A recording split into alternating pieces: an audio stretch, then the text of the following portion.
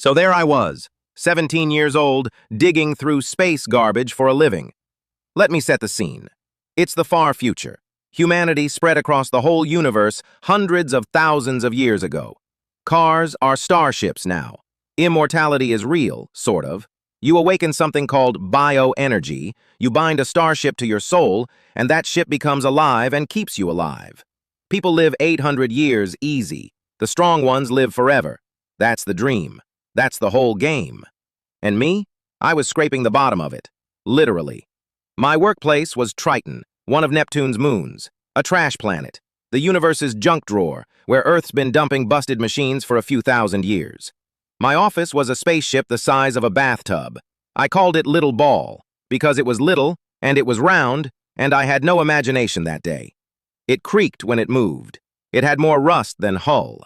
One rickety mechanical arm bolted to the front for grabbing junk, one thruster in the back that wheezed orange light like an old man climbing stairs. That morning the arm found something good, buried under a compressor-flattened wreck, a palm-sized crystal disc. 7th Gen Star Crystal Optical Brain, top brand, minor damage, easy fix, worth 7,000 credits. 7,000. I nearly cried. Then the neighbors called to say hello. "Chen Zihang, you dead man! Triton belongs to the Overlord gang. Come back and I'll smash you and your little fly to scrap." That was Xu Zian, local tough guy. Ran the garbage territory like he owned the sky. I hit the call button back. "Xu Zian, shut your stinking mouth. Your whole planet is trash and so are you. Your elder Chen isn't coming back." Then I cut the line, set course for Earth, and hit light speed before the guy could invent a comeback. Real mature, very heroic. First win of the day. Here's the thing you need to know about me. I'm a transmigrator. Yeah, died on old Earth, woke up in this era. Didn't steal anybody's body either. I got the deluxe package, straight into a womb, whole new life. First 7 years were nice. Then pirates hit the trade ship my parents were on, and just like that, I was 7 and alone in a universe the size of forever. I don't talk about that part much. Federal aid kept me breathing.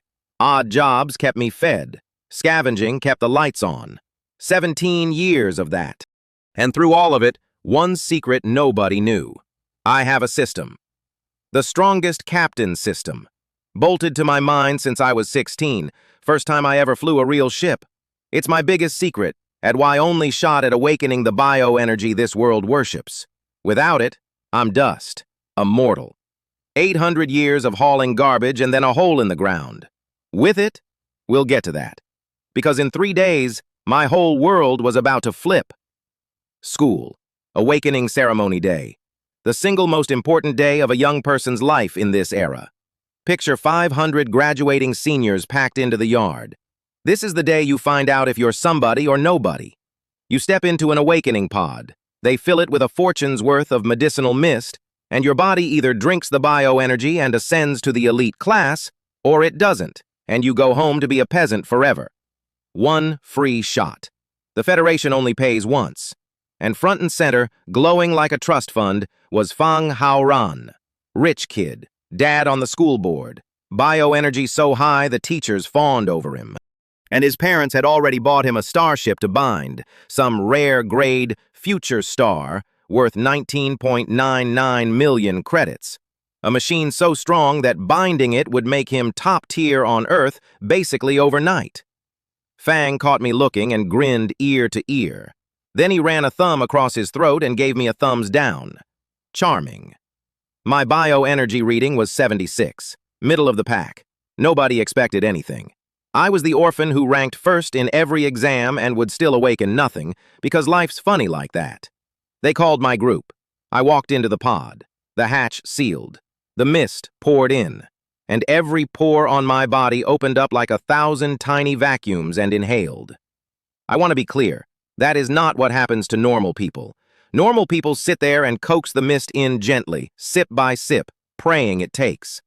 My system just cranked my whole body to maximum suction and drained the pod dry.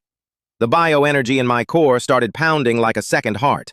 Power flooded in through every pore, threading down into my center, and something in me that had been locked shut my whole life simply broke open. My life level rebuilt itself in about 4 seconds flat. And it felt incredible, like standing up straight for the first time after 17 years of hunching. Outside, the yard went dead silent, because I'd awakened almost the instant I stepped in. 76 Bioenergy, mid-pack, nobody's pick, and I'd already broken through while half the class was still in there sweating and hoping. The mist ran out before I was done. I actually wanted more. That's how greedy the system made my body. Wait, that's Chen Zihang, the orphan? Fang had 76 last month. Is it too late to be friends with him? Fang Haoran's smug little face froze like he'd seen a ghost. Loved that. Up in the stands, one man wasn't smiling or gasping. Big guy, space armor, a scar down his collarbone like a centipede. Commander Zhang Jiankun. Fang looked at me a beat too long, smiled at nothing, and said nothing at all. Remember him. Fang's filing this away. Out of 500, 23 of us awakened. And every one of those 23 had exactly one thought next. Go buy a starship to bind. The whole future runs on it. Bind a machine ship, become a biological captain, cross the stars, chase immortality. My plan was different. My plan was insane. I wasn't going to buy anything. I was going to bind Little Ball, my garbage bathtub, that thing. Here's the math, and stay with me because it's the dumbest, brilliant plan you've ever heard. Bind a ship, any ship, and the Federation hands you a 300,000 credit reward for becoming a real biological warrior. Then, on your new fancy warrior ID, they'll loan you another 200,000 at basically zero interest. Add my own savings, and I'm sitting on 550 grand. Everybody else spends that on a factory ship. I was going to spend it evolving a trash can into a war machine. Why? Because I could, and because of the system. I bound Little Ball right there on the community docking pad, poured my bioenergy into the rust bucket. The little star crystal brain drank first, then the whole hull lit up, and I felt something snap into place in my chest. From that second on, the ship wasn't a machine I drove. It was an extension of my own body, a thought, and it moved. Warrior first rank, Bioenergy 137, officially not a peasant anymore. Then I flew my garbage ship to the Federal Registration Office to make it legal, and walked into a comedy show where I was the joke. The parking lot was wall-to-wall with gorgeous starships. Kids from every school, even the poor ones flying 500,000 credit rides. Rows of cannons, banks of engines. And then there was Little Ball, sitting there like a shopping cart in a supercar showroom. Ha ha ha, Master Chen, are you trying to kill me? Your biological warship is a garbage ship? The whole office lost it. Kids from my school, kids from other schools, even the federal clerks behind the desk were physically fighting back laughter. 20 years registering starships, and they'd never once watched somebody bind a dumpster. Some smug kid from the #1 high school even turned on Fang Haoran. You guys got beaten by this for 3 straight years? You're pathetic. Fang Haoran went red and snapped back, and I just stood there memorizing faces. All of them. The names, too. Then it was my turn. The clerk registered Little Ball as my official biological starship, trying very hard not to smirk. And when they asked me to name it, I typed the name I'd already picked out a long time ago. Brilliance. Because one day, this ship was going to shine like the brightest thing in the universe. That was the whole point of the name. That was the whole point of me. 300,000 hit my account. 200,000 loan on top. 1,000 total interest, a joke rate. 550 grand, richest I'd ever been. And I had a garbage ship, a secret system, and a plan nobody in the universe would believe. Time to build a god. Now, about evolving a ship. Normally that's a career. Evolutionists are the rarest, most respected professionals alive because turning a spaceship into a living warship takes insane knowledge and freakish talent, and one wrong metal in the wrong ratio turns your million-credit dream into a pile of scrap. I'd never done it. Not once. So before I bet my whole fortune, I opened the system and picked Evolution Simulation. 10 wealth value, which is the system's currency for me, and it drops me into a training year. 1 year in there equals 1 hour out here. My soul went black. Then I woke up in a dimensional void the size of nothing and everything, and parked in front of me was a perfect copy of brilliance. Every scratch identical to the real thing. And next to it, a mountain. Every starship part ever made. Dragon bones, hulls, engines, cannons, radar, shields, armor, life support, the works, from every company in the universe, piled to the horizon. Free to grab, free to build. And if I screwed up, the system told me exactly how. I nearly drooled myself into a coma. Then reality hit. I could only afford the cheap stuff in real life, so no window shopping the good parts. Just work. Start with the dragon bone, the spine, the foundation of every ship, the thing that decides its size and its soul. I fused brilliance into a bone, and my little garbage ball grew, and grew. And then a crack ran down the middle and the whole thing nearly shattered. A panel popped up. Too rigid, it said. You made it strong but brittle. Add materials for resilience. That's when it clicked how insane this thing was. It doesn't just let you fail. It teaches. Every death, every crack, a full breakdown of what you did wrong and how to fix it. So I studied. Day after day after day, no clock, no world, just the ocean of evolution swallowing me whole. 8th month, first ship that actually worked, still garbage tier. 9th month, better, then better, then better. Trashing my own work over and over because a real evolutionist builds the strongest thing with the least, and I was nowhere near good enough yet. Last day of the year, 12 months of my mind burning non-stop, and a brand new starship sat in front of me. 52 meters of menace. No trace of the little garbage ball left anywhere. An 88-centimeter pulse cannon on the nose. Heat-driven secondary guns, anti-air turrets, reinforced engines. Overall quality? Rare. Blue grade. For a build cost of $520,000. Rare. A garbage collector, self-taught, 1 simulated year, had built a rare-grade warship.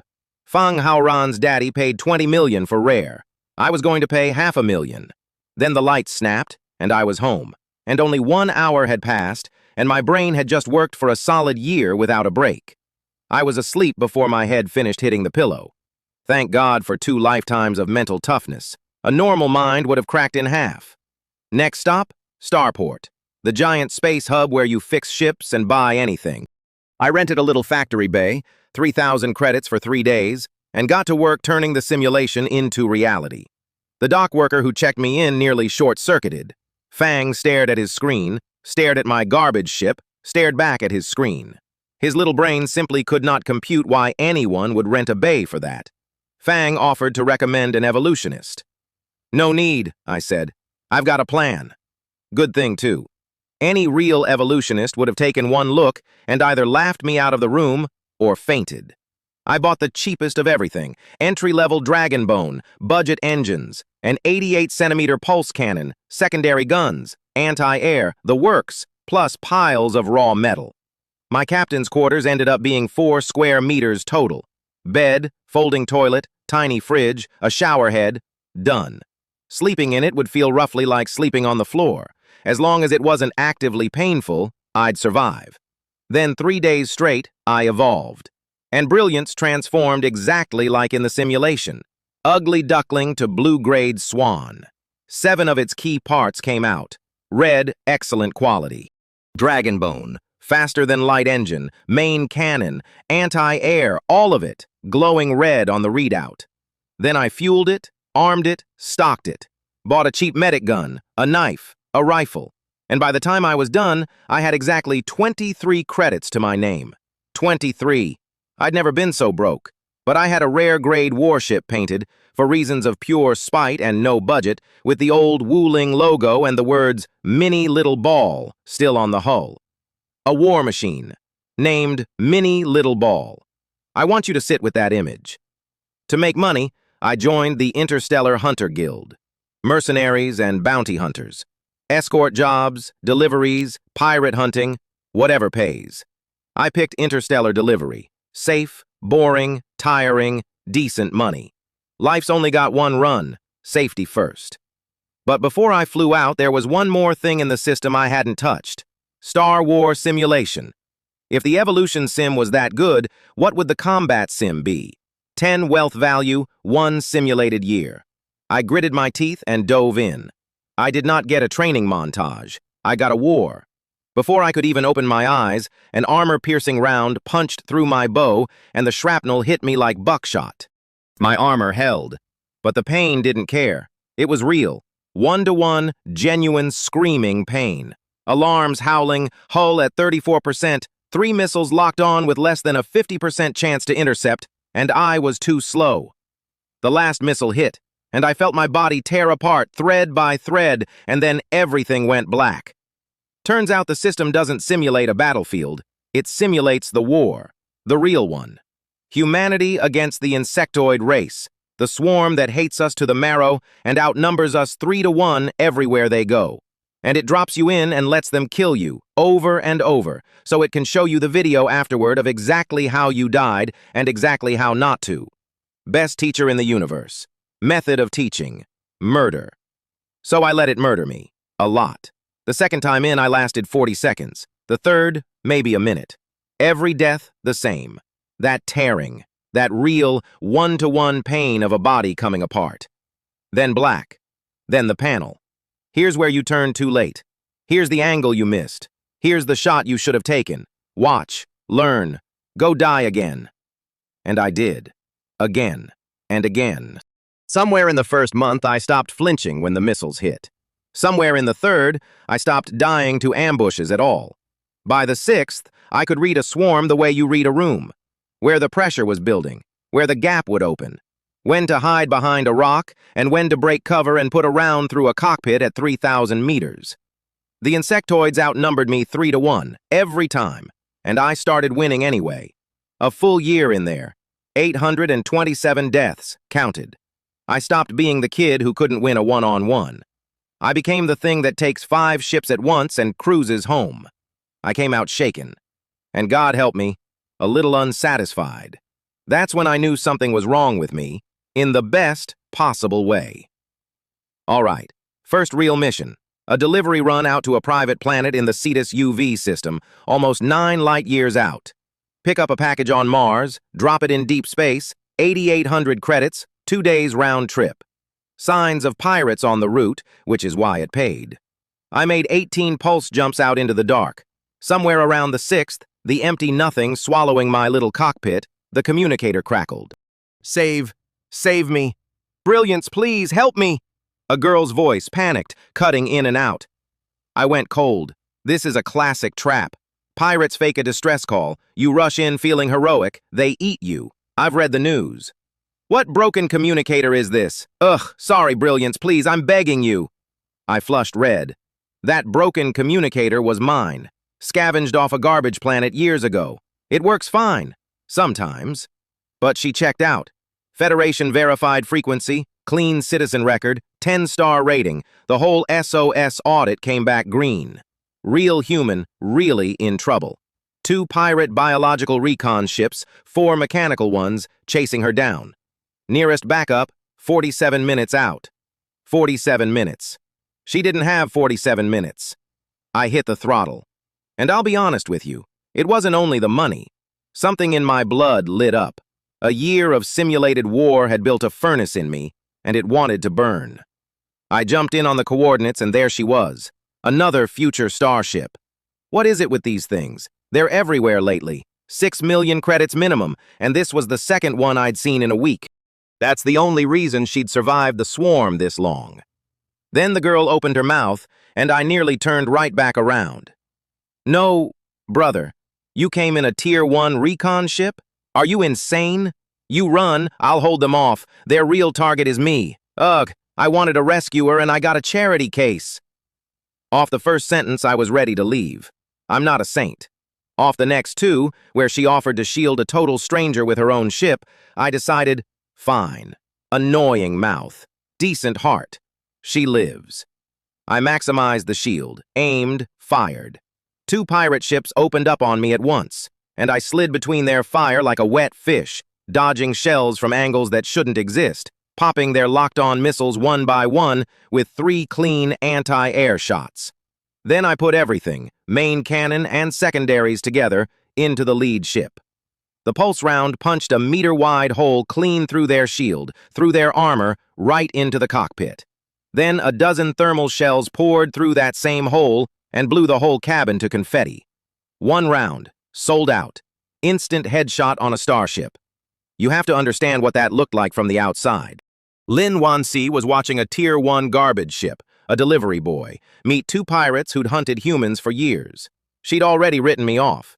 She'd literally started screaming at me to run while she shielded me, this rich girl ready to die for a stranger who'd come to save her, cursing the whole time. And instead of dying, I put a pulse round through a shield, through armor, into a cockpit, and threaded a dozen thermal shells behind it, and one of them detonated a ship in a single pass. On her screen, jaw on the floor. That's a delivery ship? She whispered. Then, quieter, a new thought crawling in. Who is this guy? The communicator's so broken it barely connects. The radar can't even find her. And he charged a pirate pack in a scavenger's ship. The pirates, who a second ago wanted to catch me, suddenly all decided to be somewhere else. Too late. The Tier 3 mechanical ship turned to run, and I killed its engines with 2 shots and finished it with 2 more. A running target isn't a target, it's a piñata. And I was in a very piñata-shaped mood. Are you gonna lie there like a corpse or help me? I barked at her. She finally snapped awake, started intercepting, and brilliance went through the rest of the pirate pack like a tiger through a flock of sheep. Her big, beautiful future star did eventually flex, blowing the last strong ship to pieces with a 1-meter photon cannon. But by then, it didn't matter, because I was already flying toward the wreckage. Eyes green, because that's not debris out there, that's money. Boss, please, can I have this ship? Please, she begged over the line. What are you dreaming about? I said. Give away a wreck? A wreck full of evolution points, the one resource money literally cannot buy? Not a chance. But she offered 100,000 credits as a thank you, and I am nothing if not reasonable. Fine, 100,000, not a credit less. All the loot's yours too, boss. Now we were talking. Here's where you learn who I really am. I looted those wrecks like my life depended on it. Because it did, kind of. Every valuable part into the cargo hold. Engines, shields, armor, good stuff, all worth real money. And also, a used refrigerator worth maybe 700 credits. Lin Wanxi watched her 50 cubic meter cargo hold fill up with my junk, and I watched her slowly realize the truth about her mysterious hero. This tycoon was a miser, an absolute miser, the kind who packs a beat-up fridge into his loot because, hey, it's a fridge, isn't it? She was pretty sure that if there'd been a broken toaster floating out there worth 10 credits, I'd have taken that too. She was right. I would have. To verify a theory, I burned 10 wealth value and dumped it straight into my bioenergy. Instantly, blood ran out of every hole in my head as the raw power slammed through my body. If I hadn't died 827 times, I'd have screamed. Instead, I just frowned, wiped my face with a tissue, and checked the panel. 10 wealth value, 10 bioenergy, 1-to-1. Good to know. Add in the 16 evolution points I earned for sinking that Tier 2 ship, plus my 100 grand cash, plus a hold full of loot, and I did the math. Coming to save her had made me a profit. Being a good person really does pay. Who knew? We hauled everything to a space relay station a couple light years out to sell it. And that's when I saw one for the first time.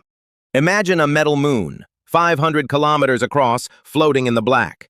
Doors all over it opening and closing, ships pouring in and out. Inside, a whole sci-fi city.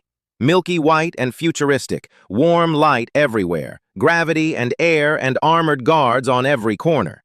People live here, buy homes here, get married, have kids, the whole life. It's basically a shopping mall the size of a small moon. And I fell in love instantly. Someday, when I've got the money, I'm buying an apartment in one of these. You have to call ahead before you dock, by the way. Get too close without calling traffic control, and the station's air defense turns you into confetti. Nobody comes to help. I called ahead. I've got some sense. Lin Wanxi, meanwhile, was buzzing. She calmed me on the way in, and I quote, "I'm actually a little nervous. It feels like meeting someone I met online." I hung up on her. A vicious woman does not get to act cute at me. She pouted at the dead line and decided on her own that I must be a very aloof big shot. Sure, let's go with that. I paid off my delivery, sold my loot, and Lin Wanxi tracked me down in person to introduce herself properly. Turned out to be genuinely, distractingly beautiful. And wearing armor worth 5.9 million credits, The kind that makes my re-welded spacesuit look like beggar's rags standing next to a queen. "Wow, you're so young, boss," she gasped. "You look my age. This isn't a second ship binding, is it?" "A what?" She stared. "You awakened a few days ago? Wait. You're a high school senior." "Senior year," I said. No point hiding it. She pointed at herself, vibrating. "Me too! I'm a senior too!" Then, faster. "Wait, so your starship, you built it yourself? From a spaceship? Through evolution? Who's your evolutionist? Introduce me, please." "Do I look," I said, "like a man who can afford to hire evolutionists?" And I told her the truth. Brilliance, from scratch, evolved by me. Her eyes went the size of dinner plates, like she'd seen a ghost. This girl had spent her whole life thinking she was top-tier talent. Max bioenergy at 15. Family bought her awakening at 16. Tier 3 warrior in a year. Genuinely elite. And then she met me, and found out what the word genius actually costs. She grabbed my arm with both little hands, eyes shining. "Bro, let's be friends. I'm Lin Wanxi, 17 and a half, 1 meter 73, and my bust is..." I did not need the bust measurement. I got the bust measurement. I let her hold my hands anyway. They were warm, and I wasn't the one losing anything. Then she paid up. 117,000 for the sold parts, plus the 100 grand thank you fee. 220,000 total, straight into my account. Wealth value, 69. I like that number. Don't judge me. Then I splurged. 700 credits on a dragon meat hot pot. Real dragon, sword cut. In this era, they farm the scary things and slap them on a grill. Best meal I'd had in years. And out in the dark, on my way to Cetus UV, that surprised shout crackled through my broken communicator again. "Hey, Chen Zihang!" Lin Wanxi, again. Same delivery system, same route, several light years from where we'd met, and the woman had drifted right up next to me, and I hadn't noticed, because my radar was as garbage as my communicator. "My God, I'm right next to you, a few 100,000 kilometers, and you still can't see me. You seriously need to replace that detection radar." I sat there stone-faced. This woman, still so hateful. "You think I don't know the radar's bad? You think I don't want stealth coding and a good radar too? Where is the money? Those despicable rich people." "We're both headed the same way," she chirped. "Let's finish the runs and fly home together?" Translation: be my bodyguard. Fine. I've got a fish on the hook and she's paying rent. The drop-off planet, Hai Yao Star, sat between two red dwarf suns. A private planet, freshly bought, still barren. And parked next to the mansion on it was something that stopped my heart. A starship at least 1,200 meters long. "That's a cruiser," I said out loud and swallowed. Cruiser. The 5th tier of super starship. Recon, frigate, assault, destroyer, then cruiser. A monster so heavily evolved that even sitting still and letting me shoot it, I doubt I could scratch the paint. Dozens of missile bays. A main cannon several times mine.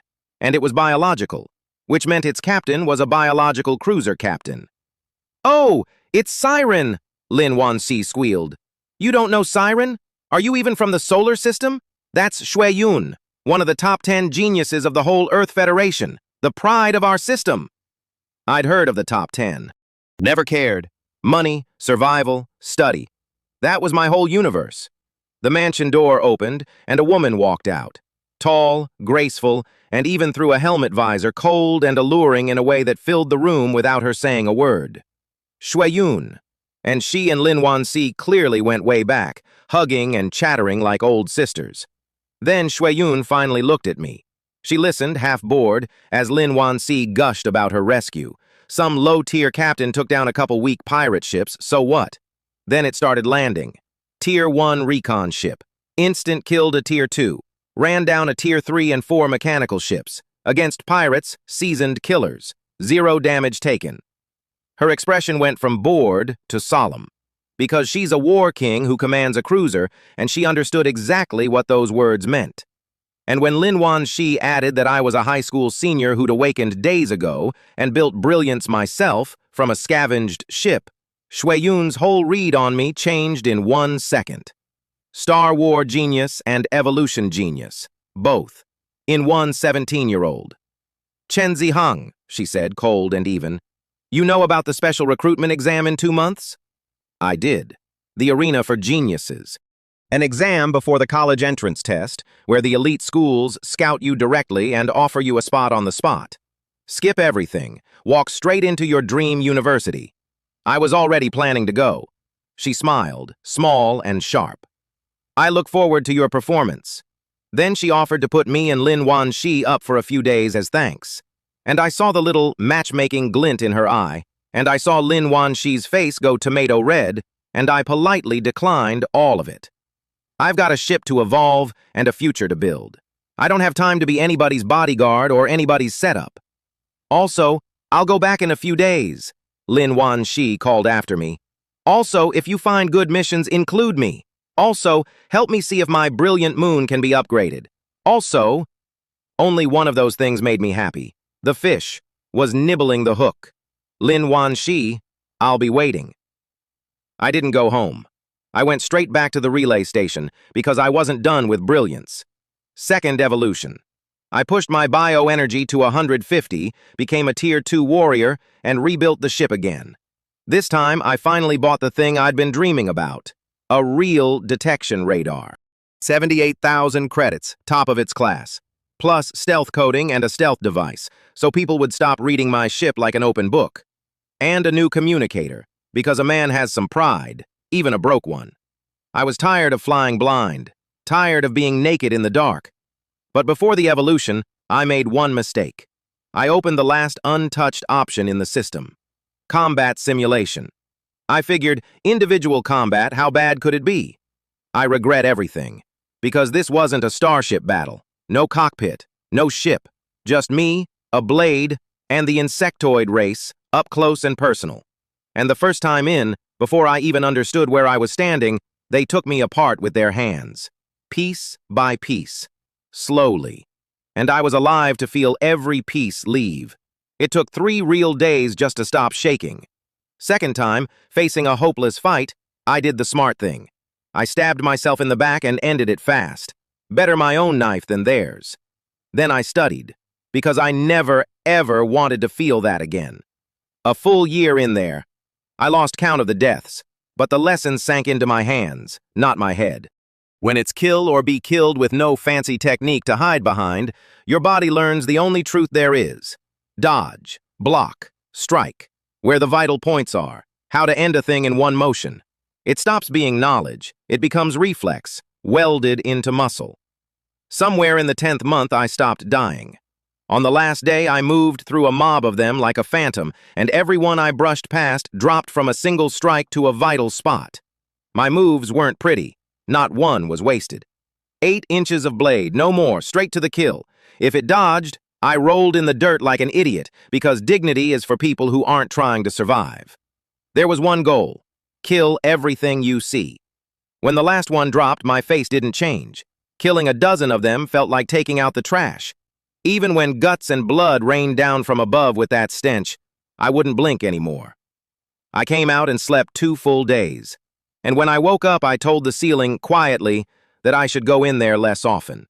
Because if I kept it up, I'd stop being a person. I'd become a thing that only wants to kill. Thankfully, my heart was still warm. Then I stepped out of the hotel and saw the medical beds racing in from the port.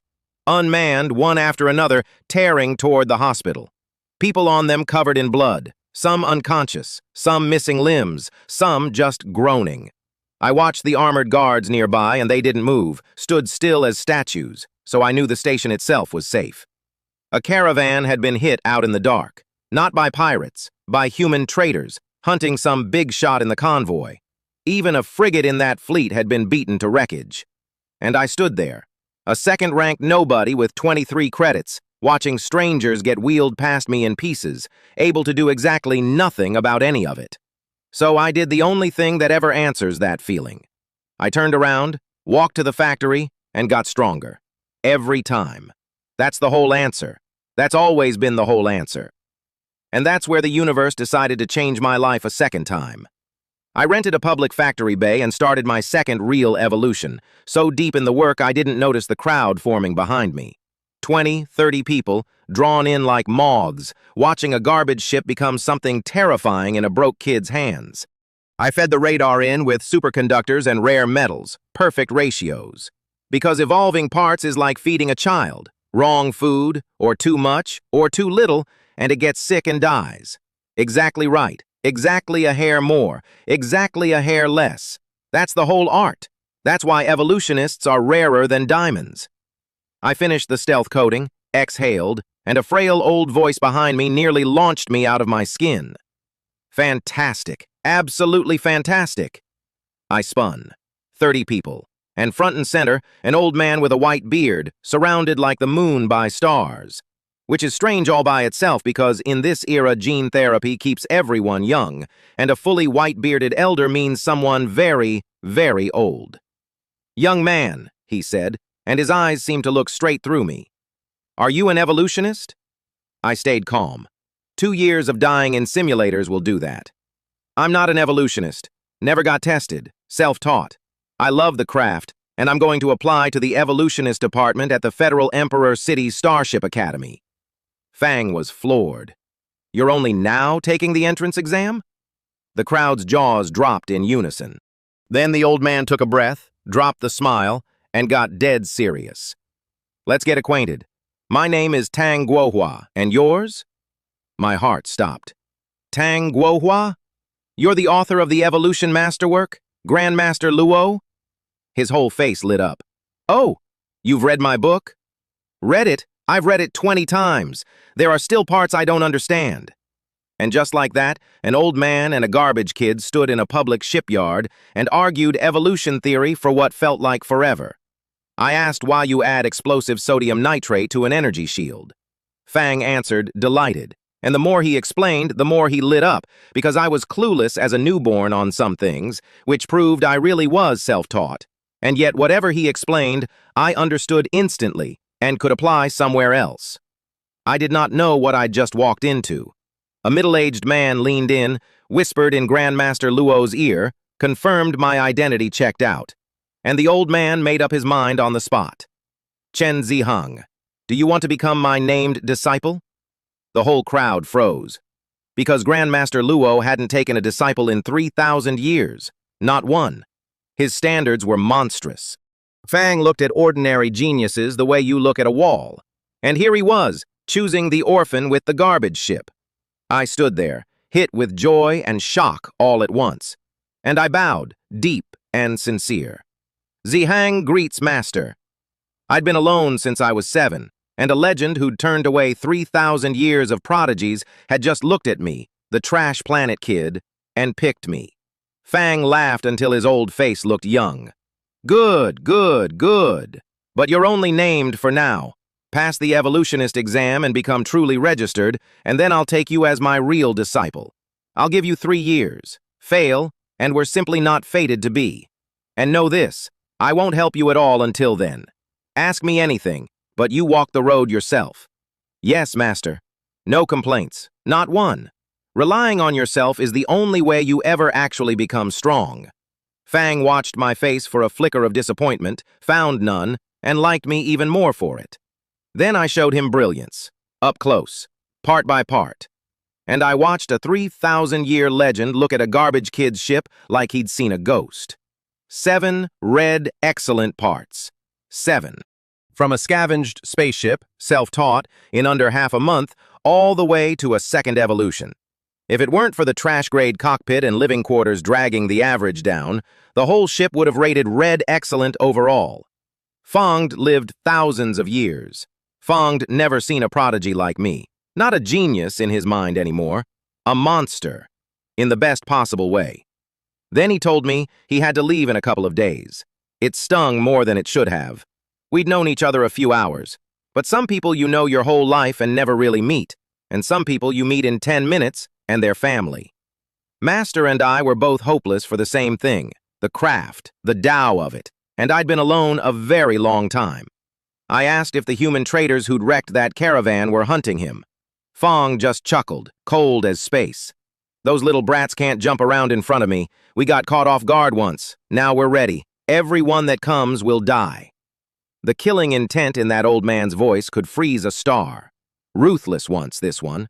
Long ago. Then he took my hand like a proud grandfather and walked me out to dinner. And on the way, he introduced his entourage, and I started sweating through my re-welded armor.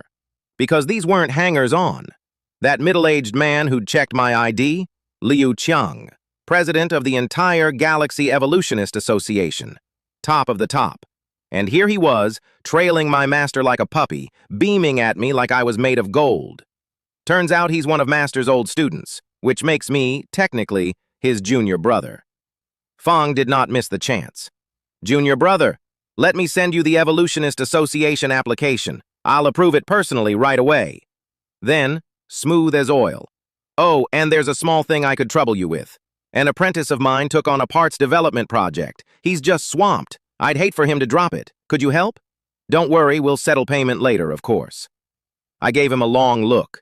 No wonder this old fox runs a galactic association. Watch the move. Fang invests in the rising kid, wins Master's favor for treating me well, and dresses the whole thing up as him asking me for a favor, so it doesn't look like pure self-interest. Rephrase the sentence, flip the whole meaning. Emotional intelligence like a scalpel. And normally? Normally, an aspiring evolutionist has to bribe starship captains just to earn the right to sit the certification exam. Here, one form, and the galactic president stamps it himself. That's the first invisible gift of having a legend for a master. Fang'll never hand me money, but doors just open. Then I learned who else was at that table, and my worry for Master's safety evaporated. 3 of them captained biological cruisers. Liu Chang flew a battleship, level 6. And Master's own ship? I watched his fleet leave later, over 4,000 meters long, a deep spaceship, level 7. The most powerful ship in the whole Earth Federation only reaches level 8. And this old man, who quit cultivating young to give his whole life to the craft, still drifted up to level 7 just by living. That's who chose me. That's the umbrella now standing over the trash planet kid. The traitors sent a battleship to kill him and buried a whole stretch of sky with hidden ammo, and they still couldn't scratch his hull. They didn't underprepare. Fang was just that far out of their league. I kept my head. This is his power, not mine. I'm a second-tier recon captain with a garbage ship. The road ahead is long, but I filed that dinner away as the day the universe decided to smile at me twice. Master left the next morning, one day later than he'd planned, because he couldn't stop teaching me. Whole day of theory, both of us lit up like kids. Funny thing, my system had force-fed me a year of instruction, so half my questions were so fresh, even Master found them fascinating. And then he'd learned something back. An old legend and a garbage kid, teaching each other in a public shipyard. Oh, and I made a nephew. A friend request popped up mid-goodbye. Are you junior uncle? I'm your junior apprentice. Qin Hao, Liu Chang's disciple. Which makes me his uncle, apparently, at 17. Fang gushed. Master said I could help with his parts project. When do I have time? He'll fly the client to me personally. He's just so busy. He'd go through fire and water for me. These people. Master's a drama queen. Liu Chang's a drama queen. Now the whole lineage is drama queens. Fang kept swearing he was too busy and then offered to fly tens of thousands of light years to Earth. Sure you would, buddy. I told him a month. Fang agreed on the spot and thanked me 9 more times. I love this family already. Then I finished what I came for. The last of the stealth coating and the Tier 2 metals fused in. My bottleneck cracked, and just like that, second-order recon ship, second-rank warrior. All of it in under half a month. Bioenergy 150, wealth value 66. And I set my sights on the next month and a half. Because the special recruitment exam was coming, and I needed evolution points. A lot of them. Enough to eventually push brilliance to 3rd order. Every part read excellent. There's only 2 ways to get evolution points. Cultivate them slowly, 1 per bioenergy. Or take them off the corpse of an enemy biological ship. Guess which one's faster? So I signed on with a federal fleet, pirate hunting duty. High risk, low pay, 800 a day, worse than mine security. But the Federation doesn't use you as cannon fodder the way a random squad would. They cover your fuel and ammo, and best of all, There are pirates to kill and points to harvest. Sold. But first, I sharpened the knife. 2 days, 30 wealth value, 3 more Star Wars simulations back to back. 3 straight years of war crammed into a weekend. It nearly broke me. The system scaled the difficulty every time. Harder, then brutal. My teammates outmatched, my enemies flying frigates. Somewhere in there, my death count crossed 3,500, and I stopped being able to count at all. By the last day, I could walk through a swarm and leave a trail of corpses without changing my face. And that scared me more than the dying did, because a man can win too much of the wrong thing. I slept 2 days. Then I got up and went to work anyway. The rendezvous was a barren little planet, 99% nitrogen air, low gravity, a whole fleet parked and waiting. And I was late. I came screaming through the atmosphere as a black streak, thousands of meters a second, and dropped to a dead stop next to the fleet like I'd hit a wall on purpose. The kind of stop that makes veterans sit up. The hatch opened and out stepped a kid in re-welded beggar armor, apologizing. The 5 hired captains had been begging their captain to leave without me. That guy has no sense of time. I don't want to work with him. Then I landed like that. And they all went quiet. Suddenly very friendly. Suddenly, no, you're not late. Get some rest, comrade.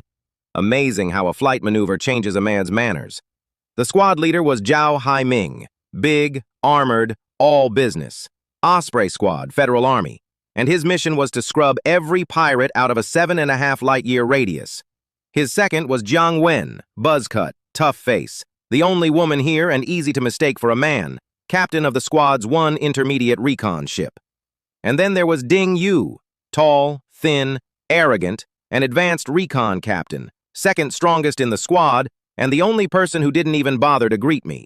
Then Zhao Haiming handed out roles, and when he got to me, he said it flat. Chen Zihang, Tier 1 recon. You're the weakest. Hang back, harass from the rear, avoid the enemy directly. The whole squad turned and stared. Tier 1? A first-tier recon captain on a pirate hunt? Even their mechanical ships were intermediate. What is this kid doing here? I didn't correct him. I hadn't updated my info to Tier 2, and honestly, 1 tier up wouldn't have helped my case anyway. Play it safe, take the back row, and when the shooting starts, find my moment. Ding Yu looked at me like I was gum on his boot. Fine. I remember faces. I told you that already.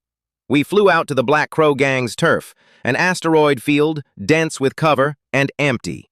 4 days of searching, nothing. The universe is unspeakably huge, and hunting a dozen ships in it is like finding 1 specific grain of sand on 1 specific beach. Sometimes it takes years. I gave it 7 days tops, then I was gone. On the 5th, my radar lit up. 17 ships. Hiding in the asteroid belt on the right, cloaked so well nobody else saw a thing. But my detection radar was red excellent now, and I'd made sure of that on purpose, and it punched right through their stealth. I hit the comm. Watch out. 17 suspected pirate targets right front. Silence. Then Ding Yu's sneer. What are you spouting? There's nothing there. You're weak, fine, nobody said anything, but now you're feeding us false info. Enemy attack! Zhao Haiming's roar cut him off mid-insult, because a dozen main cannon shells and dozens of secondaries were already screaming in. Ding Yu didn't even glance at his own radar this time. Fang whipped his head where I'd pointed, and his whole body jerked. The shields held, barely. And in that first chaotic second, one thing was very clear. The one they'd called weakest had seen the ambush before any of them. Then it was war. I opened the throttle and slid into the barrage like a sprite. A year, 4 years, of dodging insectoid fire had burned this into my bones. 100 shells come at me and I take 2, maybe 3, maybe none. My anti-air guns weren't spray and pray anymore, they were a scalpel. 3 clean shots and a locked missile dies in the air. And between dodges I fired back, main cannon and secondaries at angles that shouldn't exist. 7 hits out of 10, even when they hid behind rock. Behind me, Jiang Wen and 3 intermediate ships clawed forward under heavy fire. And out front, the weakest Tier 1 ship danced through the storm untouched, tagging targets. Jiang Wen grabbed her buzz cut and screamed like a stuck pig. What is that thing? She's fought pirates for years. She knew exactly how impossible what she was watching was. I only hunted the biological ships. Mechanical ones give no points. I don't do charity. The enemy tried something worse than being shot at. They couldn't detect me, couldn't lock me. To hit me, they had to aim by eye, and these people had spent their whole lives leaning on lock-on radar. Watching them fumble was almost sad. One by one, their biological recon ships came apart. One low tier, dead. Then I chased an intermediate recon ship, a full class above me, and beat it until it ran shrieking into the deep. A tier 1 ship, chasing an intermediate, making it flee. That's when Ding Yu's screaming started. "Frigate! There's a biological frigate on the left! Help me! The Blue Sky's destroyed, Captain's dead! Help!" Blue Sky was one of the hired captains, gone before he could even call out. And Ding Yu, Mr. Advanced Recon, Mr. Too Good to Say Hello, was getting hammered by a frigate and an advanced recon ship at once. I raced to the left flank, fastest ship there, not to save Ding Yu. Let me be honest with you because you've earned it. I did not care whether Ding Yu lived. I cared about the 60 evolution points sitting inside that advanced recon ship. That's a fortune. That's a lot of screws turned red. I opened up on the advanced ship the second I arrived, cracked its shield on the first shot. Ding Yu's stunned voice crackled. "Brilliance!" Fang thought I'd come to save him. Sweet. I hadn't given him a single thought. The advanced ship rounded on me, furious, and we went at it for real. And it was better than the intermediate, sure, real fight this time. But it was still a pirate. Never bled on the border the way I had, 1,000 times over, in the sim. We traded a dozen shots. It realized it could barely scratch me while I hit 9 of 10, and it did what all pirates do best. It ran. A tier 1 ship chasing an advanced ship, both of us screaming through the rocks while it abandoned every teammate it had. Ding Yu forgot to breathe. Jiang Wen slapped her own forehead. Same question, over and over. What is this thing? I don't chase to chase, I chase to kill. Shot after shot into the same shield point behind its engine, cracking it wider before it could heal, and when the gap finally opened, I dumped everything into the left engine and blew it clean off. After that, it was a fish on a board. 7 minutes later, cockpit destroyed. 75 evolution points. 15 from the low tier, 37 from the intermediate, 75 from this one. 127. Plus my 13. 140 points. And I still wasn't done, because 140 won't turn a whole ship red. So I turned my head slow toward the frigate still pounding on Ding Yu and Jiang Wen, like a hungry wolf. Here's where I'll admit I'm petty. Ding Yu's little speech, his sneer, his "you're spouting nonsense." I remembered every word. I do not repay cruelty with kindness, so I crept toward the fight nice and slow and let his already wrecked ship take a little more punishment. A lesson. Nothing fatal. 65% damage, teach him some manners, then swoop in and take the credit. That was the plan. Then his ship just blew up. Bad angle, bad luck, a shot straight to his core, and the whole thing went to pieces. I actually froze. I'm ruthless, not a devil. I wasn't going to kill a man over a bad attitude. We're on the same side. I sat there genuinely rattled because a captain whose ship is destroyed survives less than 1 time in 10, and this was on me. I'm still alive. Cough. His weak voice came through and I actually exhaled. The idiot lived. Blew out the cargo hatch and jetted over in his heavy armor, stumbling through the debris, and I let him crawl into my cargo hold. Not the cockpit. Cramped in there, and I wasn't about to let him see how I fly. Then, with the man I'd almost accidentally killed riding in my trunk, I turned to the frigate. "Sumei, stall it. Give me 5 minutes." Jiang Wen heard 10 somewhere in her panic and swore she'd buy me 10 with her life, throwing her ship in front of a frigate to do it. I didn't correct her. I said 5, so it's 5. Every extra second would insult the 3,500 deaths I'd paid for this exact skill. The frigate was a whole social class above me. Even its worst shield laughed off my main cannon. First shot, a few centimeters of penetration, nothing. I wasn't discouraged. This was all in the math. "Fly lower right!" Jiang Wen dove without asking. The frigate followed, and in that half-second pause, I put a second shell into the exact same spot. 3,000 meters out, moving target, no lock-on, pure eye and instinct, dead center. A palm-sized dent this time. The shield can't fully heal a wound in 10 seconds. That patch would always be weaker. 7 o'clock up! A shell. 10 o'clock straight! A shell. Same point. Again. Again. The frigate captain couldn't figure out why the little Federation ship kept dodging perfectly, then realized it wasn't dodging. It was being conducted by me.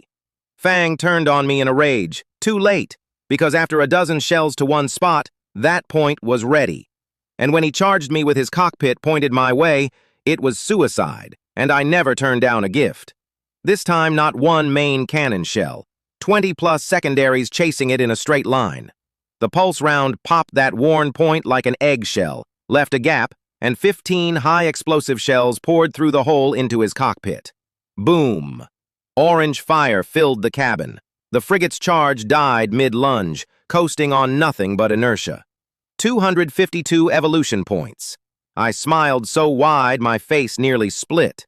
Because that shot is the hardest thing I can do. Same point, 3,000 meters, moving, by eye, then threading shells through a gap the width of a hand. It's my one real trump card, the only thing that lets me kill things bigger than me. And I just used it to have a second-order recon ship murder a frigate. 140 plus 252 plus 60 more I could cultivate. 452 evolution points. Enough to turn every screw on Brilliance red. Enough for the future I'd been starving toward on a trash moon. And then I got to do my favorite thing in the entire universe. Loot.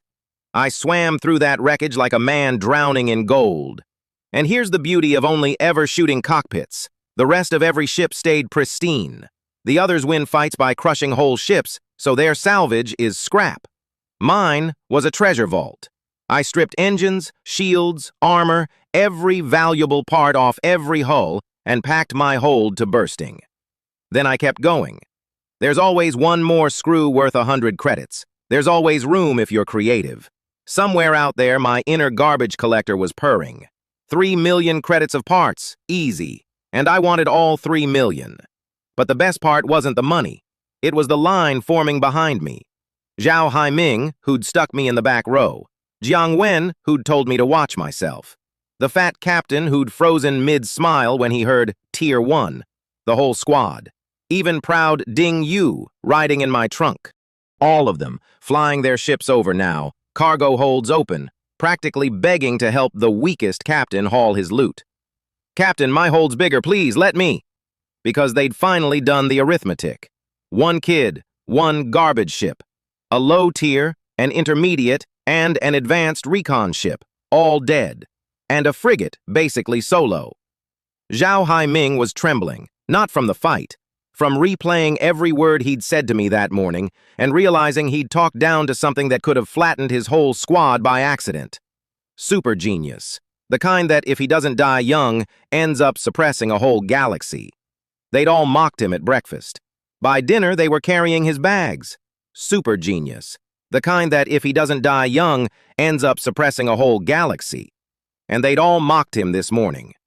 I sold the parts to the federal buyers for 3.2 million. My wealth value shot to 356, an unimaginable number for a kid who'd had 23 credits a couple weeks back.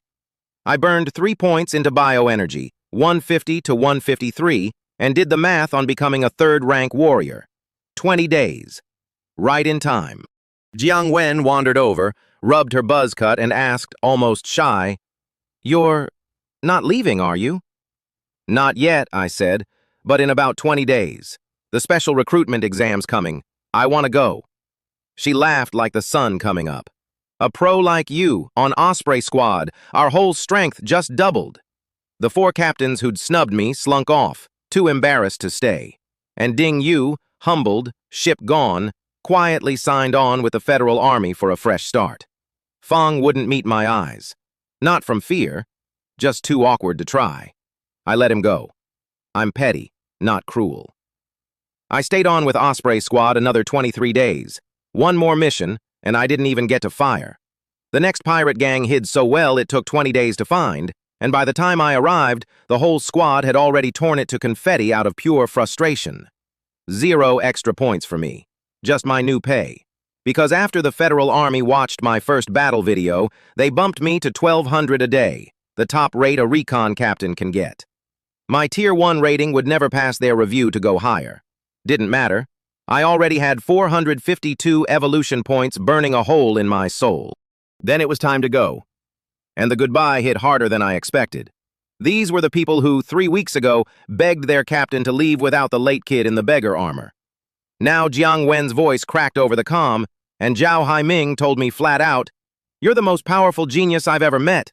If my kid had 1% of your talent, I'd laugh in my sleep." Fang knew a genius like me was just a passerby in his long, long life, and that the odds of us ever crossing paths again were basically zero. So I lied, cheerfully. "I'll come visit you at Platt when I've got time. We'll message all the time." "Work hard," Jiang Wen laughed, wiping her eyes with the back of her hand. "Become a battleship captain, a deep spaceship captain, so I've got something to brag about." And the whole squad roared their blessing into the dark. When you're famous, when you're a hero of the human race, don't forget there's a captain on a distant planet raising a glass for you. I won't. I don't forget the people who fed me guts and taught me manners. Then I flew home, and after a month and a half of blood and stars, Earth was so blue it hurt. My little apartment in Happiness Lane, spotless, the ancient nanny robot still dutifully dusting a home nobody had lived in. A familiar meal, a hot shower, a bed. And for one night, I didn't want to be a genius or a captain or anybody's junior uncle. I just wanted to close my eyes on the planet that made me and sleep. I slept till after 10 the next morning. Then I got up and went to collect on a favor. Remember my nephew? The one who's always so busy he'd fly through fire for me. Qin Hao had been camped on Mars for a week already, client in tow, waiting for me without a single complaint. The nerve. I flew to the Evolutionist Association's Mars branch, and let me tell you what that name means. The association isn't Earth's. It's all of humanity's, across the whole universe, and it might be the single scariest organization alive. Bully one evolutionist, and every evolutionist boycotts you, and good luck ever fixing your ship again. Getting in is brutal, layers of tests. And I'd waltzed in as a probationary member off one form because my master signed it. I landed and my computer chimed, "Welcome home, esteemed prospective member." A whole welcoming committee walked up. Qin Hao beaming, Xiong Kai, the branch president himself, a governor-tier figure across the whole solar system, bowing and calling me junior uncle. 2 vice presidents. And the client, a rich kid so respectful it was almost sad. Client. Sure, whatever helps everybody save face. We settled into Xiong Kai's top-floor office, tea and snacks, everyone tripping over themselves to be nice. And I got down to business. "No problem. What quality are we going for? Blue rare? Red excellent?" I'll be honest, my skill only reaches red excellent for a recon ship. Any higher, and I can't manage. The whole room sprayed their tea. Because my skill only reaches red excellent is like a kid saying, "I only run marathons for fun. I can't do ultras yet." For a not even first-grade evolutionist, opening the bidding at red excellent is insane. If they hadn't known I was Grandmaster Luo's disciple, they'd have called me a liar to my face. Since they did know, they just stared at me like I'd sprouted a second head and decided very quietly that maybe the old man knew what he was doing. The client wanted his future star's main cannon and engine restored to rare. I told him half a day, tops. Then I asked how many evolution points he had. "Plenty, a full 48. I did not laugh in his face, but 48 barely turns 2 parts red. Anyway, if you're going to build a reputation, you build it in red. Here's the thing they didn't tell me until after. This wasn't just a job. Xiong Kai was filming the whole thing. It was my registered evolutionist assessment, disguised as a favor. Pass it, and I'd finally be certified, one step closer to Master truly taking me in. So I worked, calm, efficient, the picture of a master, an hour of quiet surgery. And when I clapped my hands and said, "Done," the client ran his self-scan, and his face went from green to shark grin in half a second. 2 parts, glowing red, excellent, in a sea of blue and green. Cannon kill radius and power up 15 to 20%. Engine faster, tougher, sturdier. Fang almost cried. Cost him 46 of his 48 points and every credit he had, and he thanked me 9 times and paid me 1.6 million and begged to book me for his next ship. 1.6 million. For a few hours of turning screws. No wonder they say every evolutionist is secretly rich. My account hit 5 million. More money than I'd ever imagined, and I had exactly one thing to spend it on. I passed the assessment, by the way. Registered evolutionist, certified, the whole lineage vouching for me. Qin Hao flew home a vice president of another star systems branch, promising to come cheer me on personally at my full membership exam someday. All of them so kind to me because of Master's face. And you know what? I took every drop of that kindness, and I was grateful for it. A man who's been alone since 7 doesn't get to be proud about who's finally in his corner. Then I locked myself in an evolution bay for 7 days and turned my whole ship red. Top-tier armor, top-tier shield, top-tier star crystal optical brain, the Holy Armor Universe shield line, the good stuff I'd only ever been allowed to touch in the simulation. 400 evolution points, most of my fortune, 7 days of no sleep and no food except what Xiong Kai sent, fusing it all in part by part. And brilliance became something else entirely. Third-order recon ship. Every single component red excellent, down to the last screw, the last inch of internal wiring, the last balance gauge. One step from pink perfect. And I stopped there on purpose because I hadn't unlocked the second-grade simulation yet, and I don't gamble with my own ship. Warrior rank 3, Bioenergy 231. The garbage ball was gone.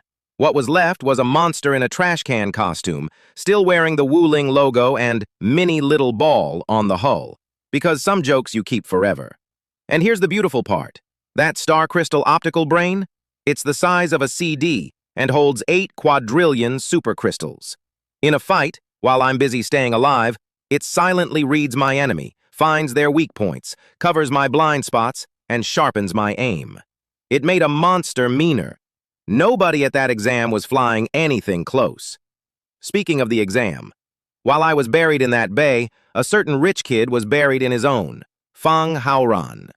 Fang finally clawed his ship up to Tier 3 and painted it with, I am not making this up, a dozen glamour shots of himself. Arms crossed, cold stare, roaring at the sky with a sword, the whole cringe catalog, plastered across the hull with his name in giant letters, so the entire universe would know whose ship it was.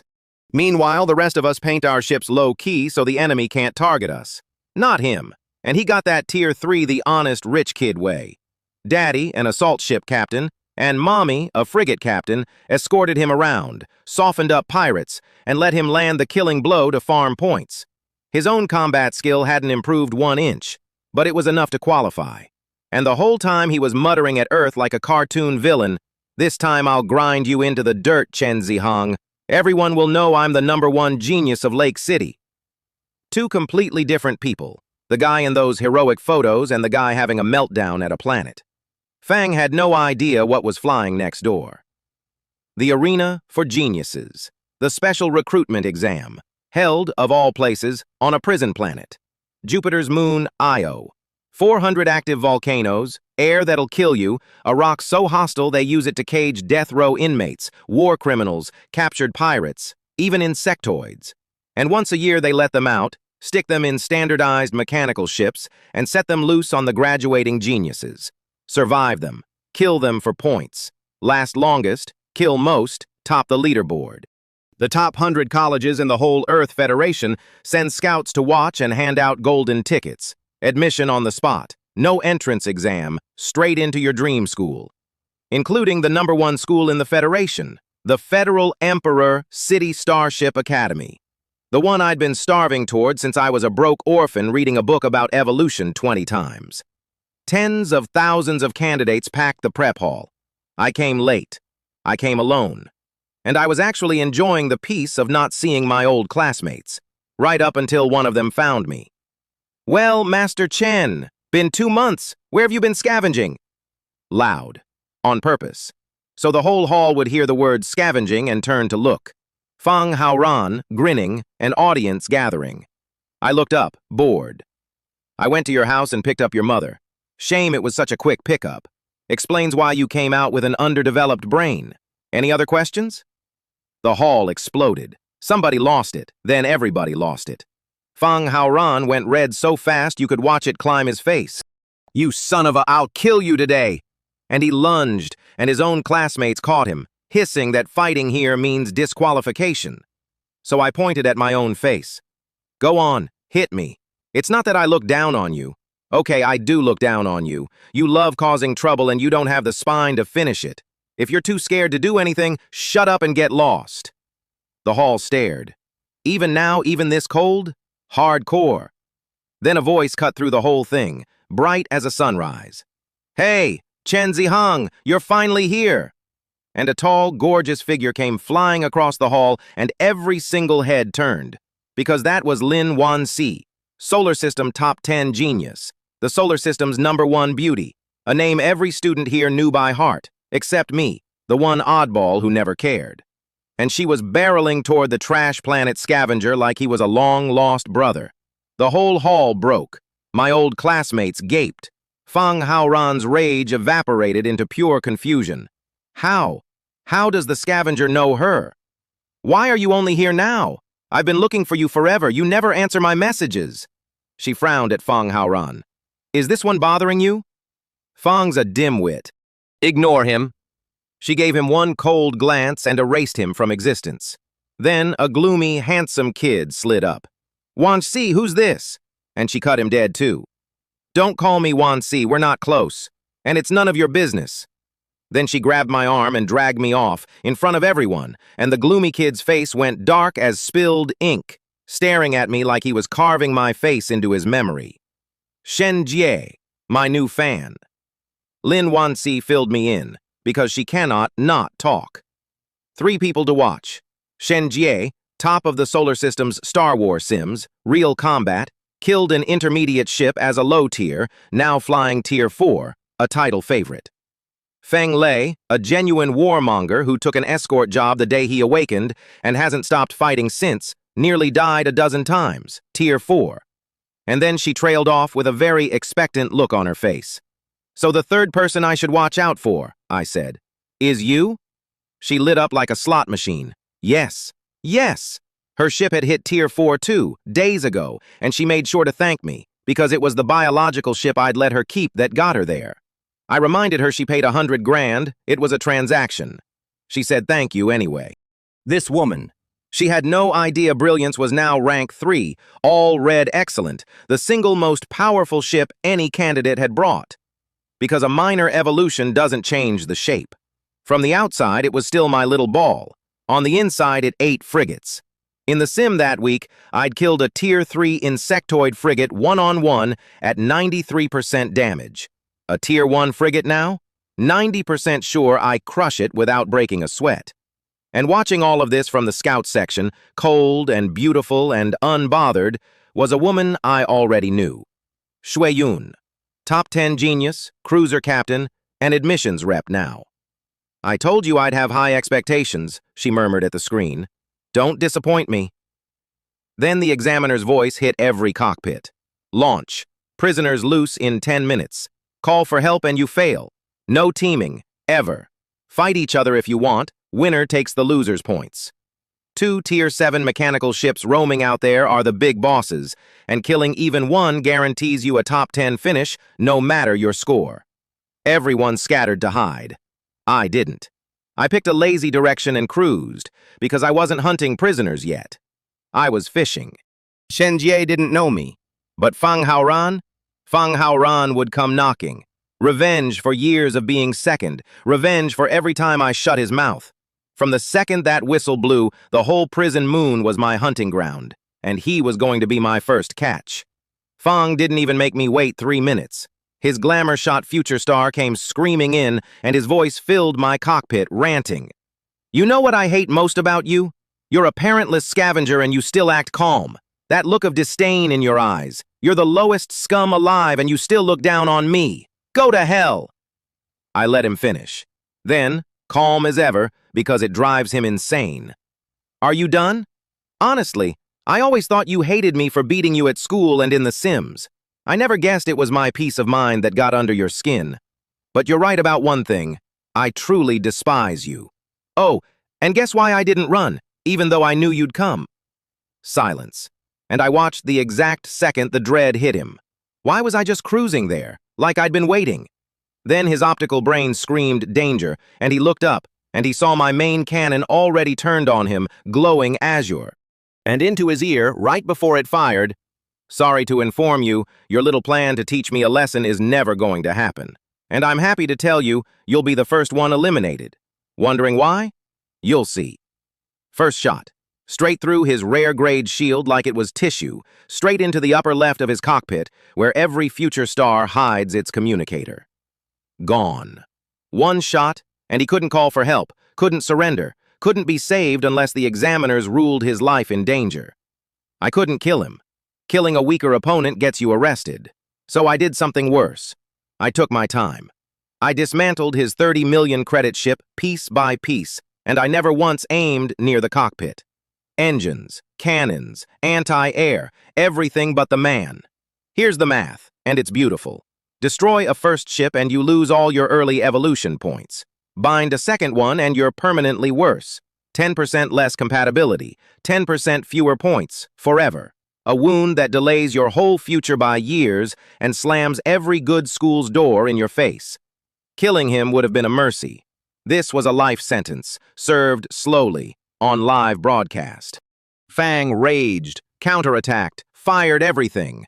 For 2 full minutes, not one shell touched me. Not one. And every shot I fired hit. Sometimes he'd dodge 50 meters sideways and fly straight into where my shell already was, like he was volunteering to catch it. Fang actually thought, mid-battle, that I had the reflexes of a football goalie. You could score on him without the ball leaving my hands. 2 minutes.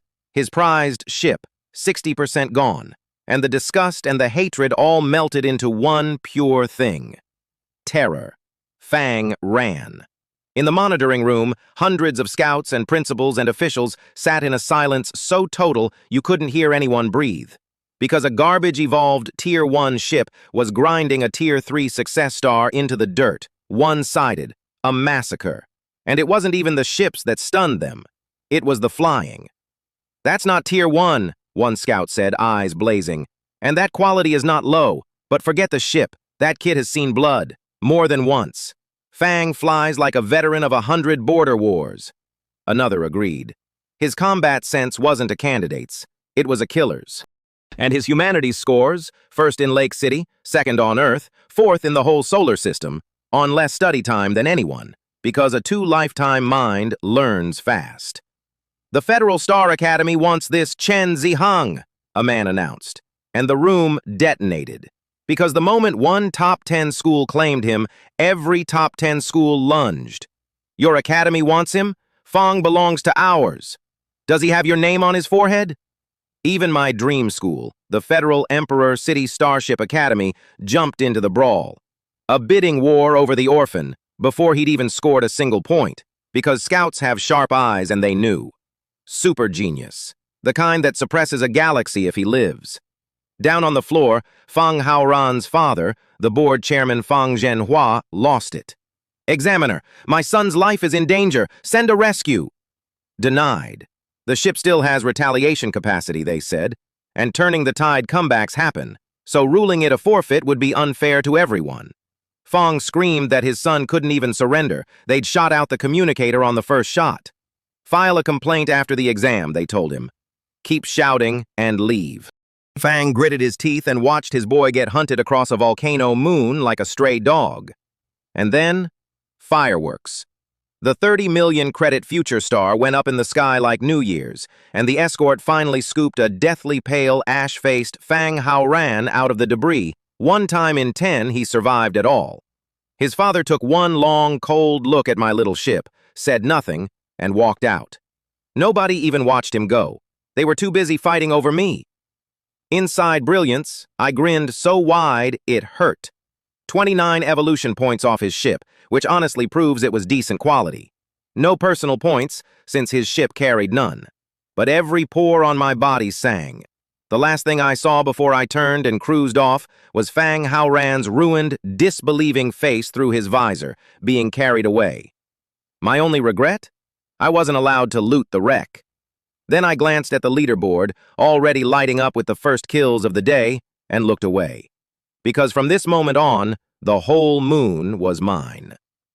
And I still hadn't scored a point. So I turned the whole prison moon into my hunting ground. Everyone else was hiding. I cruised out in the open like I owned the place, because I did. First ambusher I passed, a mechanical ship tucked behind a peak, I killed before it even sprang the trap. One main cannon shot through the shield and the cockpit. 20 secondary shells threaded through the hole. Done. And I never slowed down.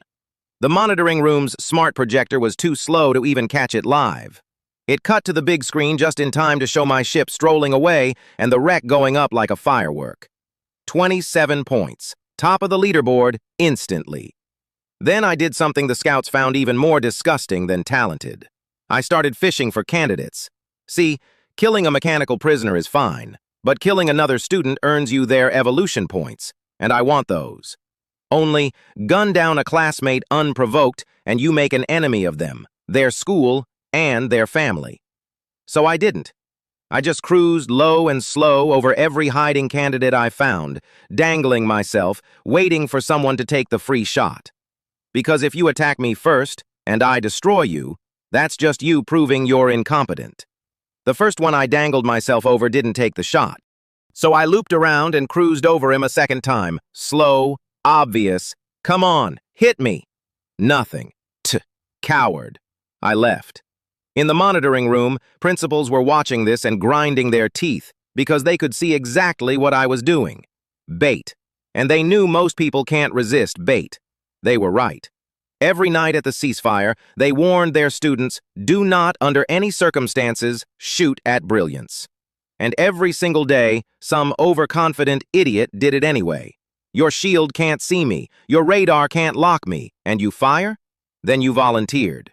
Comm first, ship second, and 5 minutes later he's being scraped off his own cockpit, face full of scars, while I'm 24 evolution points richer. This wasn't an exam, it was paradise. My paradise. And then the two big bosses came looking. Somewhere out there roamed 2 Tier 7 mechanical ships, the only 2, and killing even one guaranteed a top 10 finish. I flew so arrogantly across that moon that of course one found me.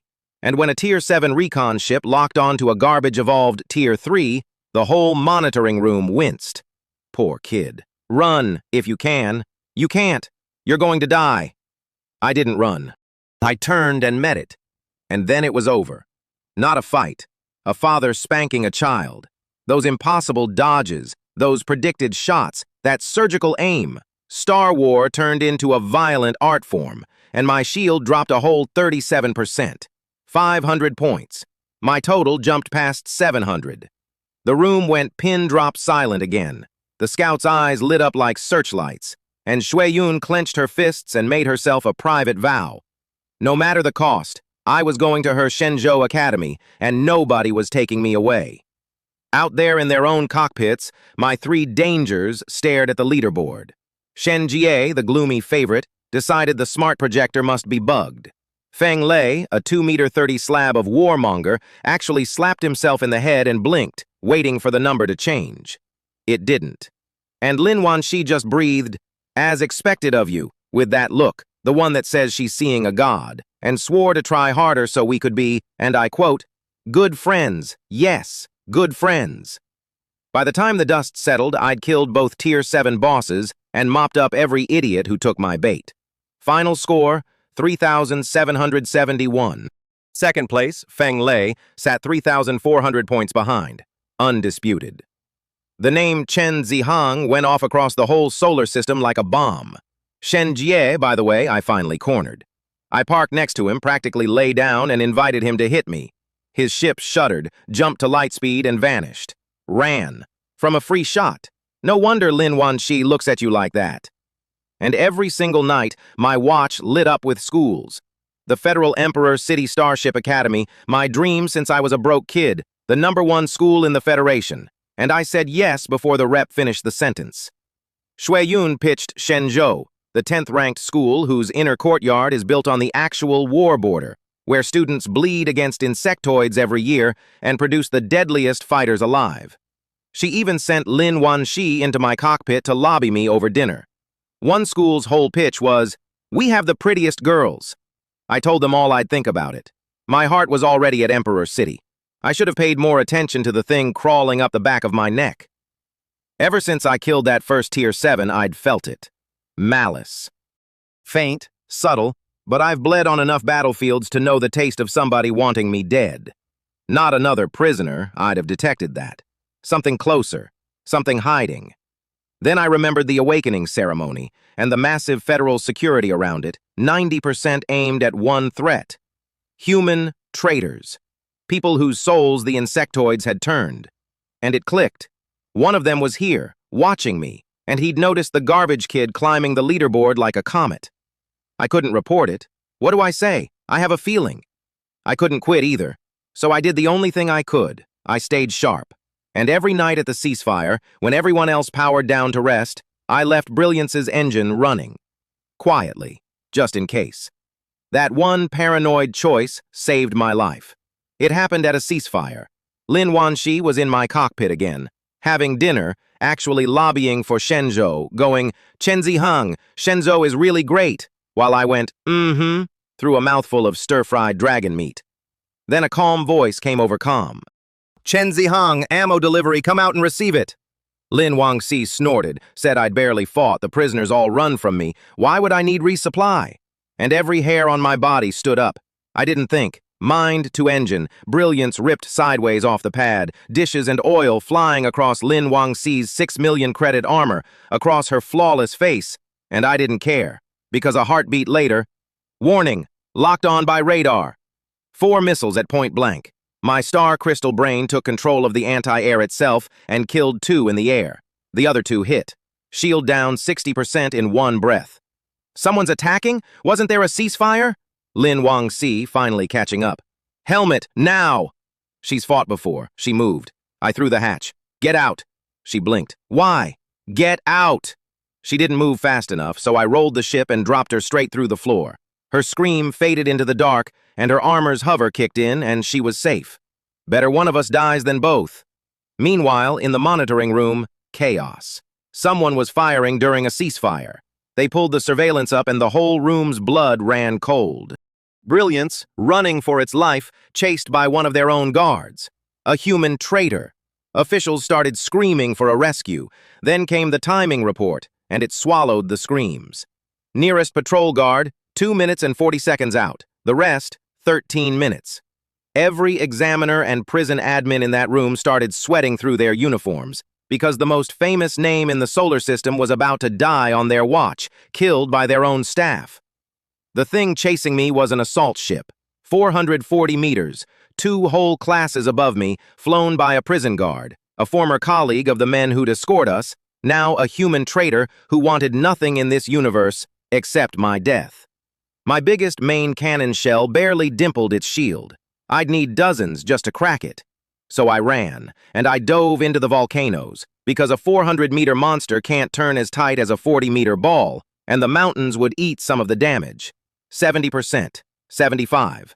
The reinforcements were 90 seconds out, then 2 minutes. Then the traitor did the one thing I didn't plan for. Fang didn't care about dying.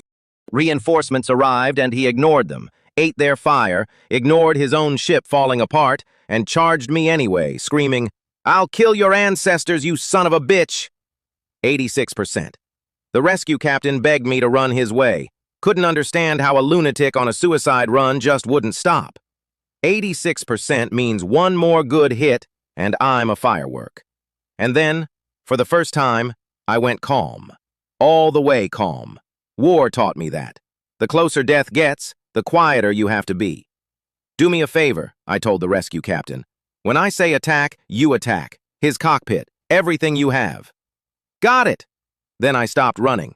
I turned Brilliance around, pointed her nose straight at the 400-meter beast bearing down on me, and shoved the engine to maximum. Charged him, head on. Zhueyun screamed over comm, "What are you doing? 2 minutes, give me 2 minutes!" 2 minutes and there'd be nothing left of me to save. "Fire! His cockpit! Everything!" The rescue assault ship poured everything into the traitor's shield. And the traitor, grinning, mad, stopped dodging too, let it all hit, poured everything back into me. 90, 92, 95. His shield popped. 300 meters between us. Fang could see it now, the most terrifying genius the solar system ever produced, about to die on his hull, and he was drunk on it. Then a river of colorful light washed across my cockpit and stitched every hole shut. Emergency repair. Evolution points, the ones I'd hoarded for exactly this. His grin faltered, then came right back. So what? A recon ship crashing into an assault ship still dies, and a repair can't fix everything at once. Fang'd already won. Fang could see me. 300 meters and closing, the most terrifying talent the solar system ever grew, about to end on his hull. And I looked right at him, and I moved my mouth so he could read it. "Fuck you, you idiot." His eyes went red. Fang poured on more fire, because my main cannon didn't need everything. It just needed to work. It flared, and before he understood a thing, his cockpit was gone. My 88-centimeter pulse round straight through his shattered shield, through the glass, through him, and he became a fine red mist. 1,392 evolution points, credited in a single instant. Then brilliance hit the assault ship. I curled into the one corner of the cockpit I'd reinforced with my own hands weeks ago for no reason I could have named at the time. And the last thing I did before the light took me was say goodbye to the ship that carried a garbage kid out of the trash. Goodbye, Brilliance. Thank you. She'd lived such a short life. She'd been with me for the hardest part of the whole climb, and she died doing her last job, keeping me alive. Then 2 fireworks lit up a volcano moon, and I went dark. I woke up famous. 5 days later, the whole Federation knew the name Radiant Prodigy, after the ship I'd lost. They played it on a loop across the network. A 40-meter ball ramming a 400-meter warship and killing the traitor captain inside. The rage at the traitor, the grief for the brilliant meteor who'd blazed up and burned out in under 2 months. The exam had frozen the instant the shooting started, and the results locked with me at number 1. The corrupt prison admins got purged. The examiners got quietly retired. And to make it right, the Federation handed me 10 million credits and a high-quality future star, so I could bind a new ship and start over. Except here's the secret. I was never really in a coma. I woke after 6 hours, aware but frozen, unable to move or speak. Because the system had a message. My binding compatibility had dropped to 90% when Brilliance died, the permanent curse of losing your first ship. 10% less power forever, more points to evolve, fewer points from kills. A crippling of my whole future. But the system offered a fix. Restore me completely, back to day 1 perfect. Cost, 500 wealth value. 5 million credits I did not have. Then, mid-despair, a chime. 1,000 wealth value detected. The Federation's 10 million reward, landing in my account while I lay there. I burned 500 of it instantly, and for 4 days the system rebuilt me, and on the 5th day I opened my eyes in a white hospital room, whole, at 100%, with no penalty at all. Nobody in the universe knew that, which made the next part beautiful and cruel at the same time. Lin Wangxi was there, oil scrubbed off, chattering with relief, and she paused and said quietly, "Thank you.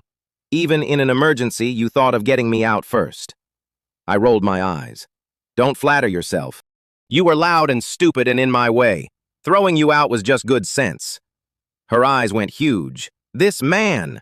Shuiyun was there too, calm and cold and pleased I'd survived. So I picked up my watch and called my dream school to accept, at last. Ding Bo answered flat. "Oh, congratulations." My stomach dropped. "Teacher Ding, when do we leave? I'm fully recovered, I can rebind anytime. My strength won't be affected." "Sorry, Chen Zihang." Bored. "I'm on my way to the academy right now with Shen Jie, our special admission this year. I can't take you, but maybe next year, or the one after." I made one more push. My strength, my talent, I could recover everything and more. Fang cut me off, done being polite. "Can you not hear me rejecting you?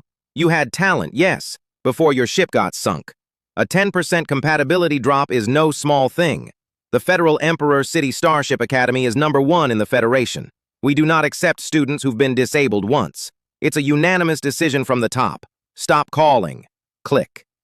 I looked at the contact list of all the other schools that, 5 days ago, had thrown punches over my name and offered me the prettiest girls in the galaxy.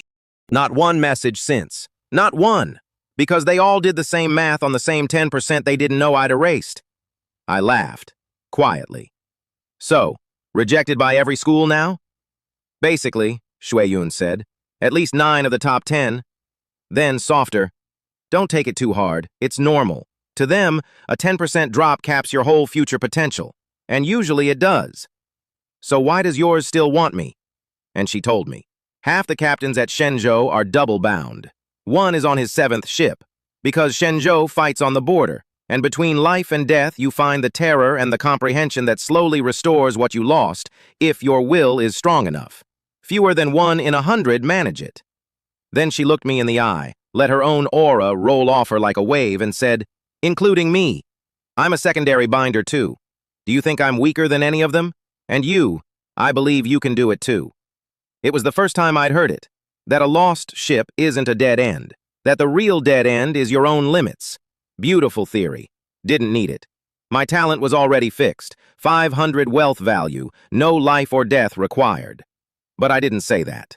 What I said was, yes. I'll come to Shenzhou. And then I refused the gift. Because I knew what Xu Zian had done those 5 days. Fought the school's leadership to keep a special admission slot open for a boy who wasn't even a first-time binder anymore. That's charity.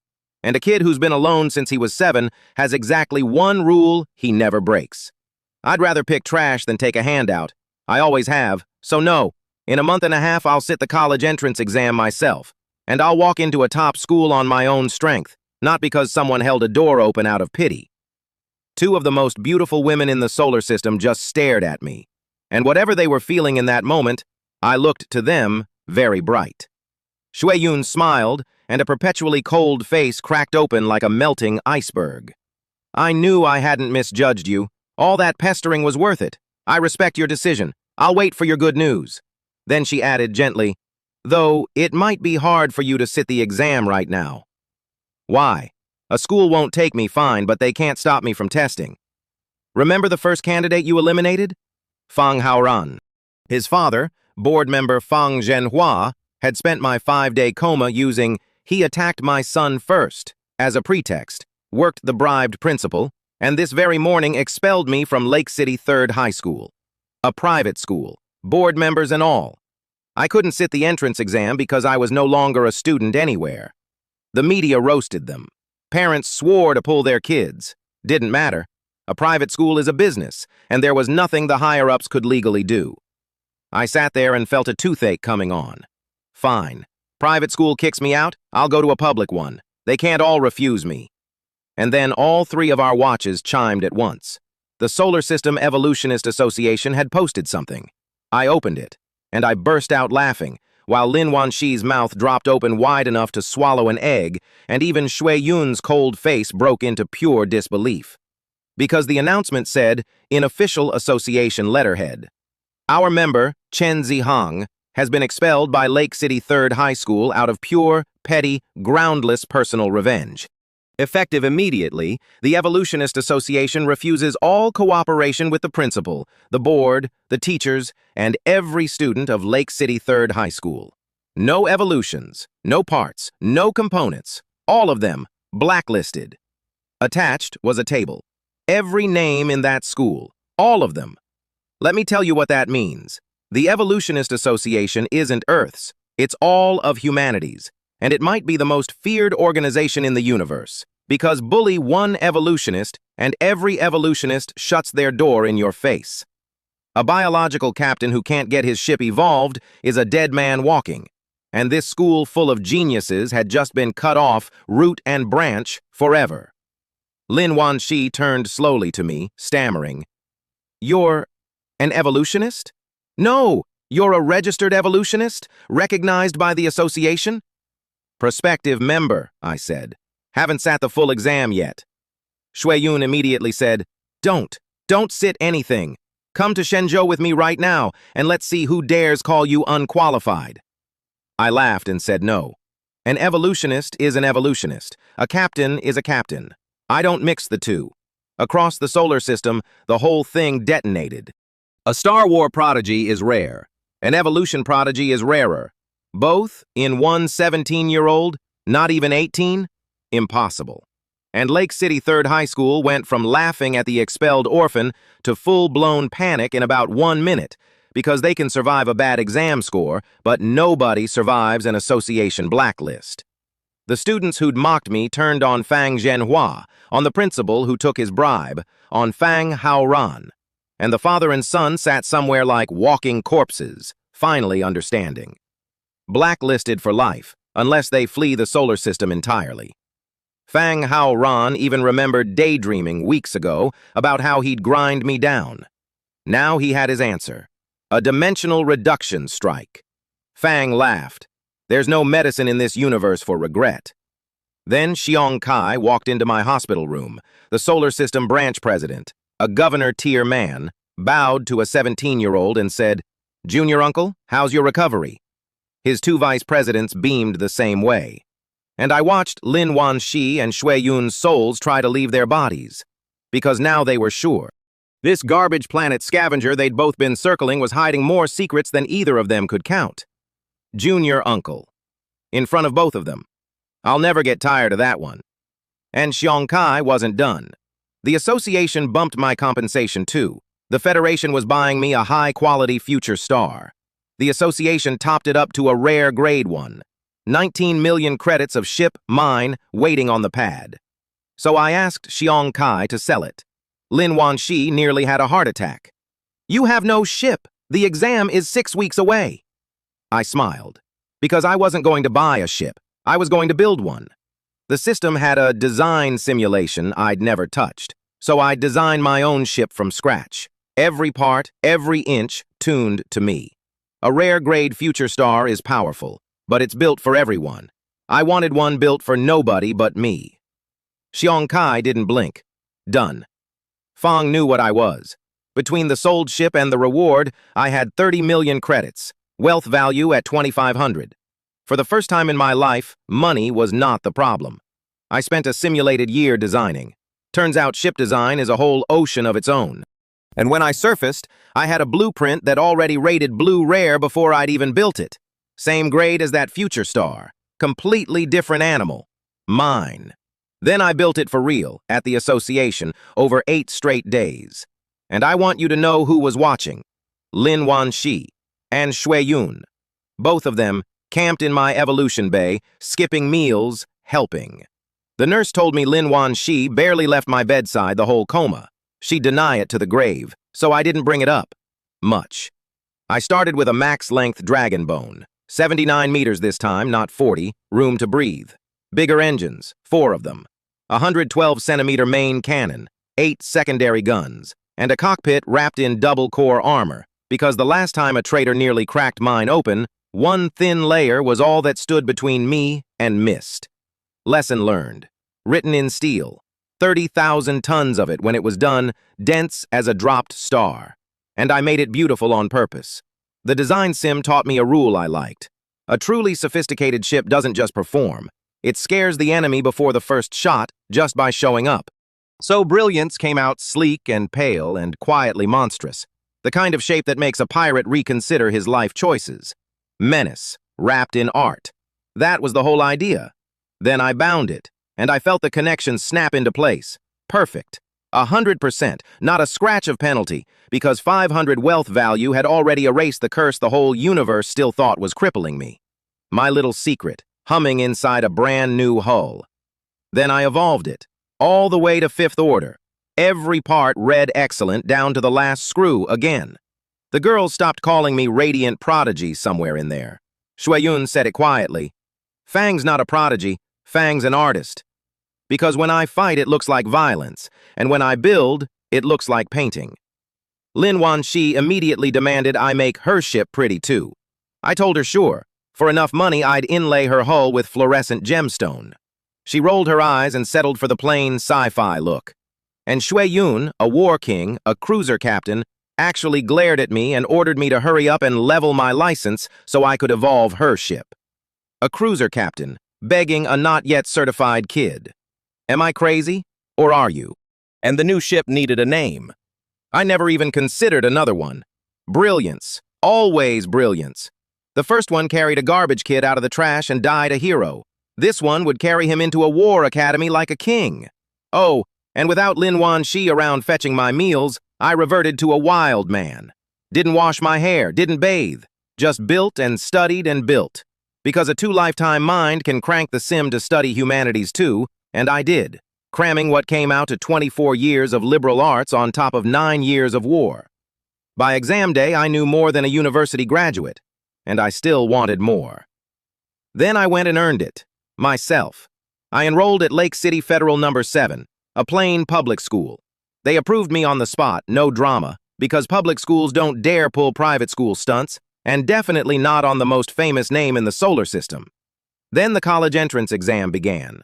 Liberal arts first, in the virtual metaverse, one sealed white room, questions floating in the air, answered by pure thought. No cheating possible. I looked at them and smiled. Full marks felt inevitable.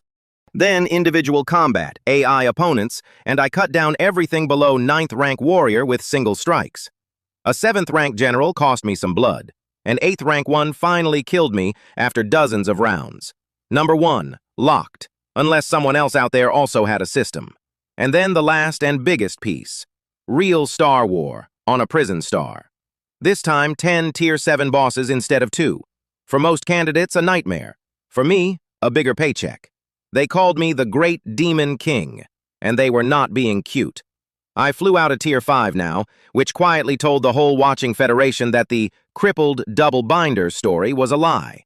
I killed a Tier 7 boss in a few shots, and every candidate who saw my ship on the horizon ran. Not toward a kill, away from one. They'd abandon a prisoner ship they were about to take just to get away from me. I never even hunted them. I didn't have to. By day 4, the entire planet was empty.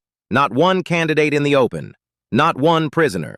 Tens of thousands of contestants, all hiding, and the death row inmates hiding right alongside them because everybody had heard about the demon with the little ship. At one point, a candidate and a prisoner found the exact same rock to cower behind at the exact same time. The only sound on the whole moon was my cannons.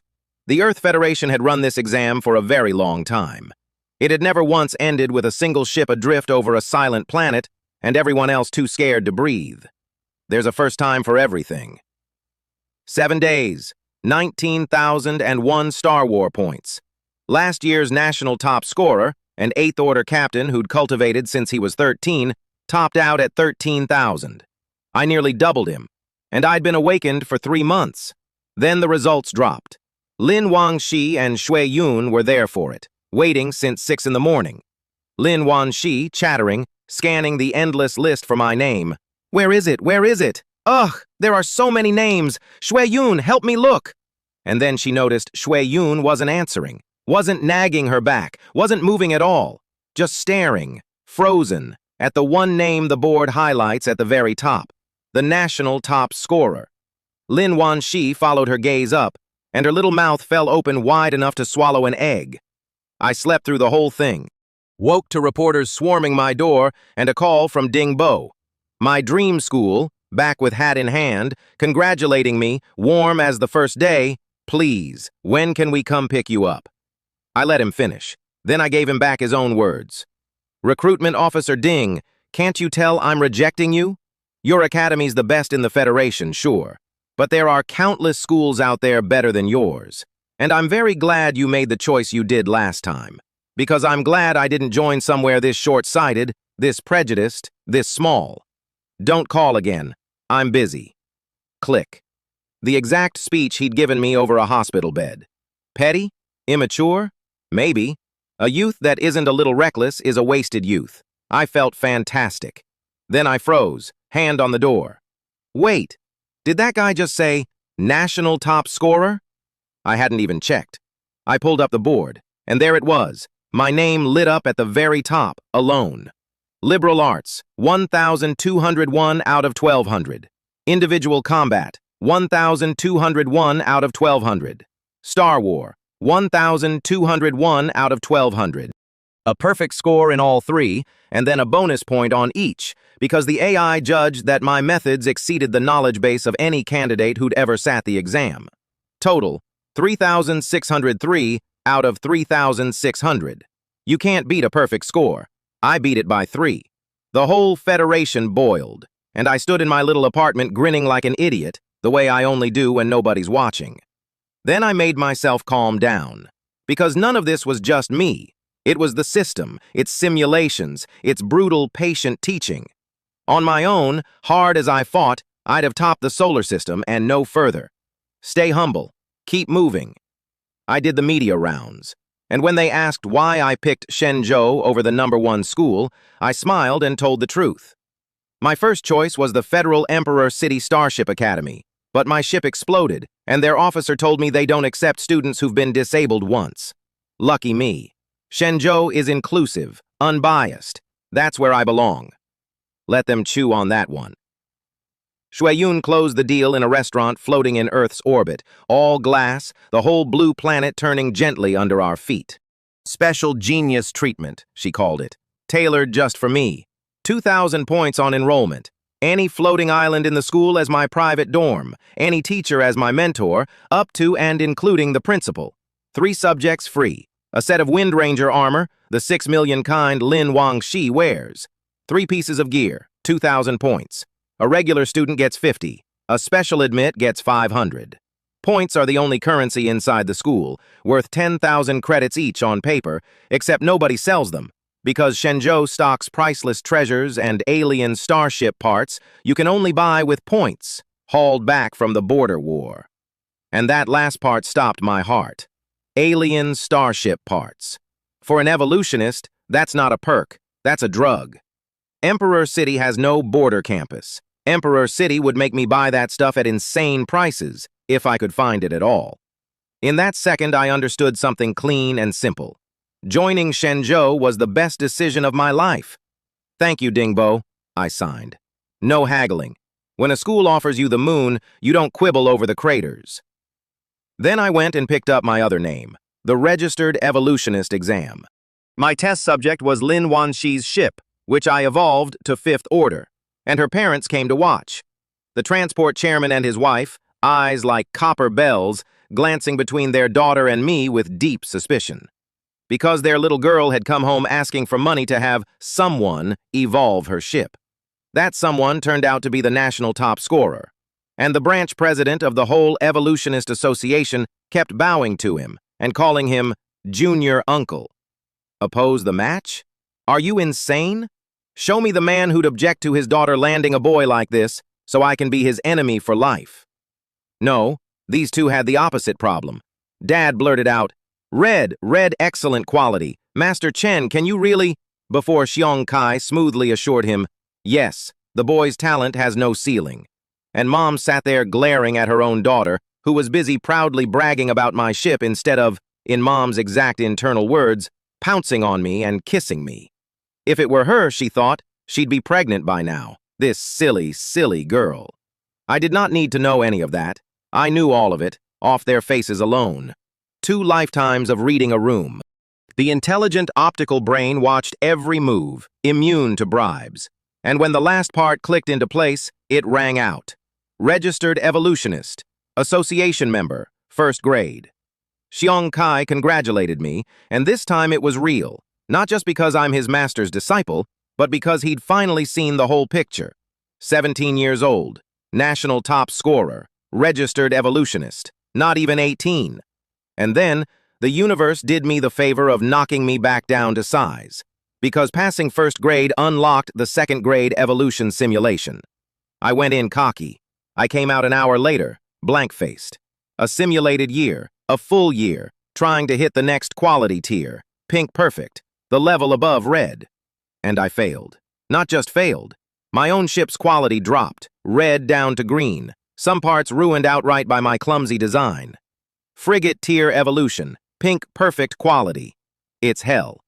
And I'd strolled in thinking the system made me untouchable. It humbled me all the way to the floor, and I needed it. 1st grade isn't mastery, it's the doorway. Red excellent isn't the summit, it's the starting line. Somewhere out there are evolutionists, 10,000, 100,000 years old, and I genuinely thought I'd catch them in an afternoon. The road isn't long, the road is endless. Good. I like the road better when I can't see the end of it. Lin Wanxi left for her own school, 6th ranked Dawn. Her parents dragged her off, her mother still despairing that the girl hadn't just tackled me and settled the matter. And on the way out, she made me swear we'd meet in the virtual metaverse. Every month. No, every week. She'd bought property in there, she announced, and she'd take me out for good food and fun, and I'd better not lie to her. I swore I wouldn't. She lit up like a slot machine and made me swear again. She's loud and she's silly, and she barely left my hospital bed for 5 days while I lay there faking a coma. I'd never say a word of that to her face. But I flew a long way from that trash moon, and somewhere along the line, the orphan who had nobody ended up with a master who chose him, a squad that raised a glass to him, and a girl who cried when he woke up. That's not nothing. For a kid who started with 23 credits, that's the whole galaxy. And before I flew off, I took one slow walk around the planet that made me. Both lives, if you're counting. Which meant one last visit to Triton, the trash moon. And a certain gang boss out there had been having the time of his life. Because Xu Zian, leader of the Overlord gang, had spent the last few days telling anyone who'd listen that he and the national top scorer were old buddies. Chen Zihang, best friends. Fang was in my gang. Ask the veterans. A new recruit was gushing about it. Another gang boss was calling him a liar over the comm. And right in the middle of the argument, my ship dropped into their sky. Xu Zian, how've you been? His skinny face turned to ice. Okay, doing well. I told him I was leaving the solar system. Just came to see where I used to grind. Don't worry about me. Then my 4 engines lit blue and I was gone. And the second I was out of range, he wiped the sweat off his forehead and started bragging all over again. The radiant prodigy said his name, personally, to him. Best friends, obviously. Some people you just cannot teach, and honestly, I hope nobody ever does. The universe needs a few Xiao Gaos in it. Then I went to my parents' graves, lit 3 sticks of incense, stood there a while, in the quiet, and didn't say much. There wasn't much to say that they didn't already know. Their boy survived. Their boy climbed. Their boy is leaving, and he'll be all right. Then I turned and walked away without looking back, because the road only runs one direction. I probably won't see the solar system again for 10 years. That's how long university runs now, when people live 800. 10 years is a blink at my age, but it's still the planet that raised an orphan when it didn't have to, the blue thing that stayed gentle through both my lives. So I gave it a proper goodbye, slow, on foot, all the old places one at a time. Then I pointed my ship at a galaxy 21 million light-years away and left the only home I'd ever had. Then came 3 months of flying. Shenzhou is 21 million light-years away. Read that again. 21 million. Shui Yun escorted me the whole way in Siren, her cruiser, a 1,300-meter monster that parked in my community lot and had my neighbors petting it like a holy relic. We jumped to a federal stargate, a wormhole the military guards with cannons 300 meters across, guns so big my whole ship is a rounding error, guns that would turn brilliance to dust if I so much as brushed the barrel. The jump through cost 27 million credits. 26 of it was Siren's fee because she's huge. Being a captain makes you rich. Being a captain also spends you into the ground. Somewhere on that trip, I ate at an alien restaurant. First non-human people I'd ever seen in the flesh, the Zanroya, 2 pupils per eye, 7 fingers per hand, otherwise basically us. I'd read about them in a textbook. Seeing them was different, and the sights along the way rewired my whole sense of scale. A city that had swallowed an entire star system, buildings using up the empty space between planets, floating cities riding the clouds of gas worlds, cities carved from solid ice, cities hollowed out inside the guts of a planet, no sun at all. Every one of them a thing I couldn't have imagined a year ago, when my whole world was a trash moon and a rusty arm. This is what I learned, flying across a gulf that light itself needs millions of years to cross. The universe is bigger than any number I can hold in my head, and I genuinely thought I was hot stuff. Turns out a garbage kid who conquered one solar system is a very small fish who just found the ocean. Good. I like the ocean. Oh, and I casually mentioned to Shui Yun, about a month in, that my bioenergy was full and could we stop so I could evolve my ship. She just stared at me. I'd hit 5th rank right before the entrance exam. Now, a few weeks later, I was 6th, evolving to 6th order, and I said it like it was nothing. Cultivation's just a little faster for me, I told her. She put her fingers to her forehead and went very quiet. Apparently, we have different definitions of the word little. Here's the trick, and it's not mystical at all. Cultivation in this era just means exercise. You dump energy into your body, then you burn it, hauling iron until the body absorbs it and grows. So while Xu Zian escorted me across a galaxy, I stood in my captain's quarters converting wealth value straight into raw bioenergy, 5 points at a time, then squatting a 300-kilo barbell until the power settled. 300 kilos. The best human lifter of the old 21st century topped out around 220. I did sets. Sweating in a tin can between the stars, getting stronger the boring way, one squat at a time. Nothing about me is magic. It's just a 2-lifetime mind that refuses to waste a single hour. I burned my fortune keeping every screw red, down to 300,000 and 100 evolution points held in reserve. High quality is a beautiful curse. It eats points like nothing else. But I'd rather stay poor and perfect than rich and mediocre. Then, 3 months out, we arrived. And Shenzhou Academy is not a school. It's a star system. 2 suns, 18 planets, 7 of them the school's own, the other 11 full of ordinary people the Academy is sworn to protect. No federal army out here, just the students, guarding a whole system from the pirates and traitors that swarm a place this rich and this famous. Which for me means one thing: missions without end, enemies without end, evolution points, if I'm willing to bleed for them, without end. Exactly the drug I came for. The main campus is a floating island. A real one, drifting in a sky full of cotton candy clouds like something out of an old myth, milky white towers and birdsong and flowers. The docking pad's cheapest ship was a destroyer. Cruisers everywhere, 3 battleships, and 1 deep space ship, 4,000 meters of crawling steel dragon that belonged to the vice principal who, Xu Zian told me, had shown up today for one reason: me. The whole place was near empty, holiday season, senior students home or out on missions, so my footsteps echoed down halls built for an army of geniuses. She walked me to freshman registration and left me there with a shrug and a, "I'm going to sleep, these 3 months wore me out. Thanks for everything." And I stepped into an office and straight into a brawl. A plump, middle-aged woman shot across the room and grabbed my hand, trying to drag me off. 3 old men lunged and blocked her, shouting, "Xu Qin, you have no honor. We agreed he chooses for himself." She snapped back that she was the dean of the evolutionist department, so I was hers. And the old men, spitting mad, dropped the bomb. "You didn't even pass the registered evolutionist exam. You don't understand the evolution of a single recon ship part. How dare you try to teach him?" The skinny one was the loudest. His friends kept tugging his sleeve, trying to shush him before he made the dean angrier, and he just puffed out his beard and dug in. What's there to be afraid of? So she beats me up again, so what?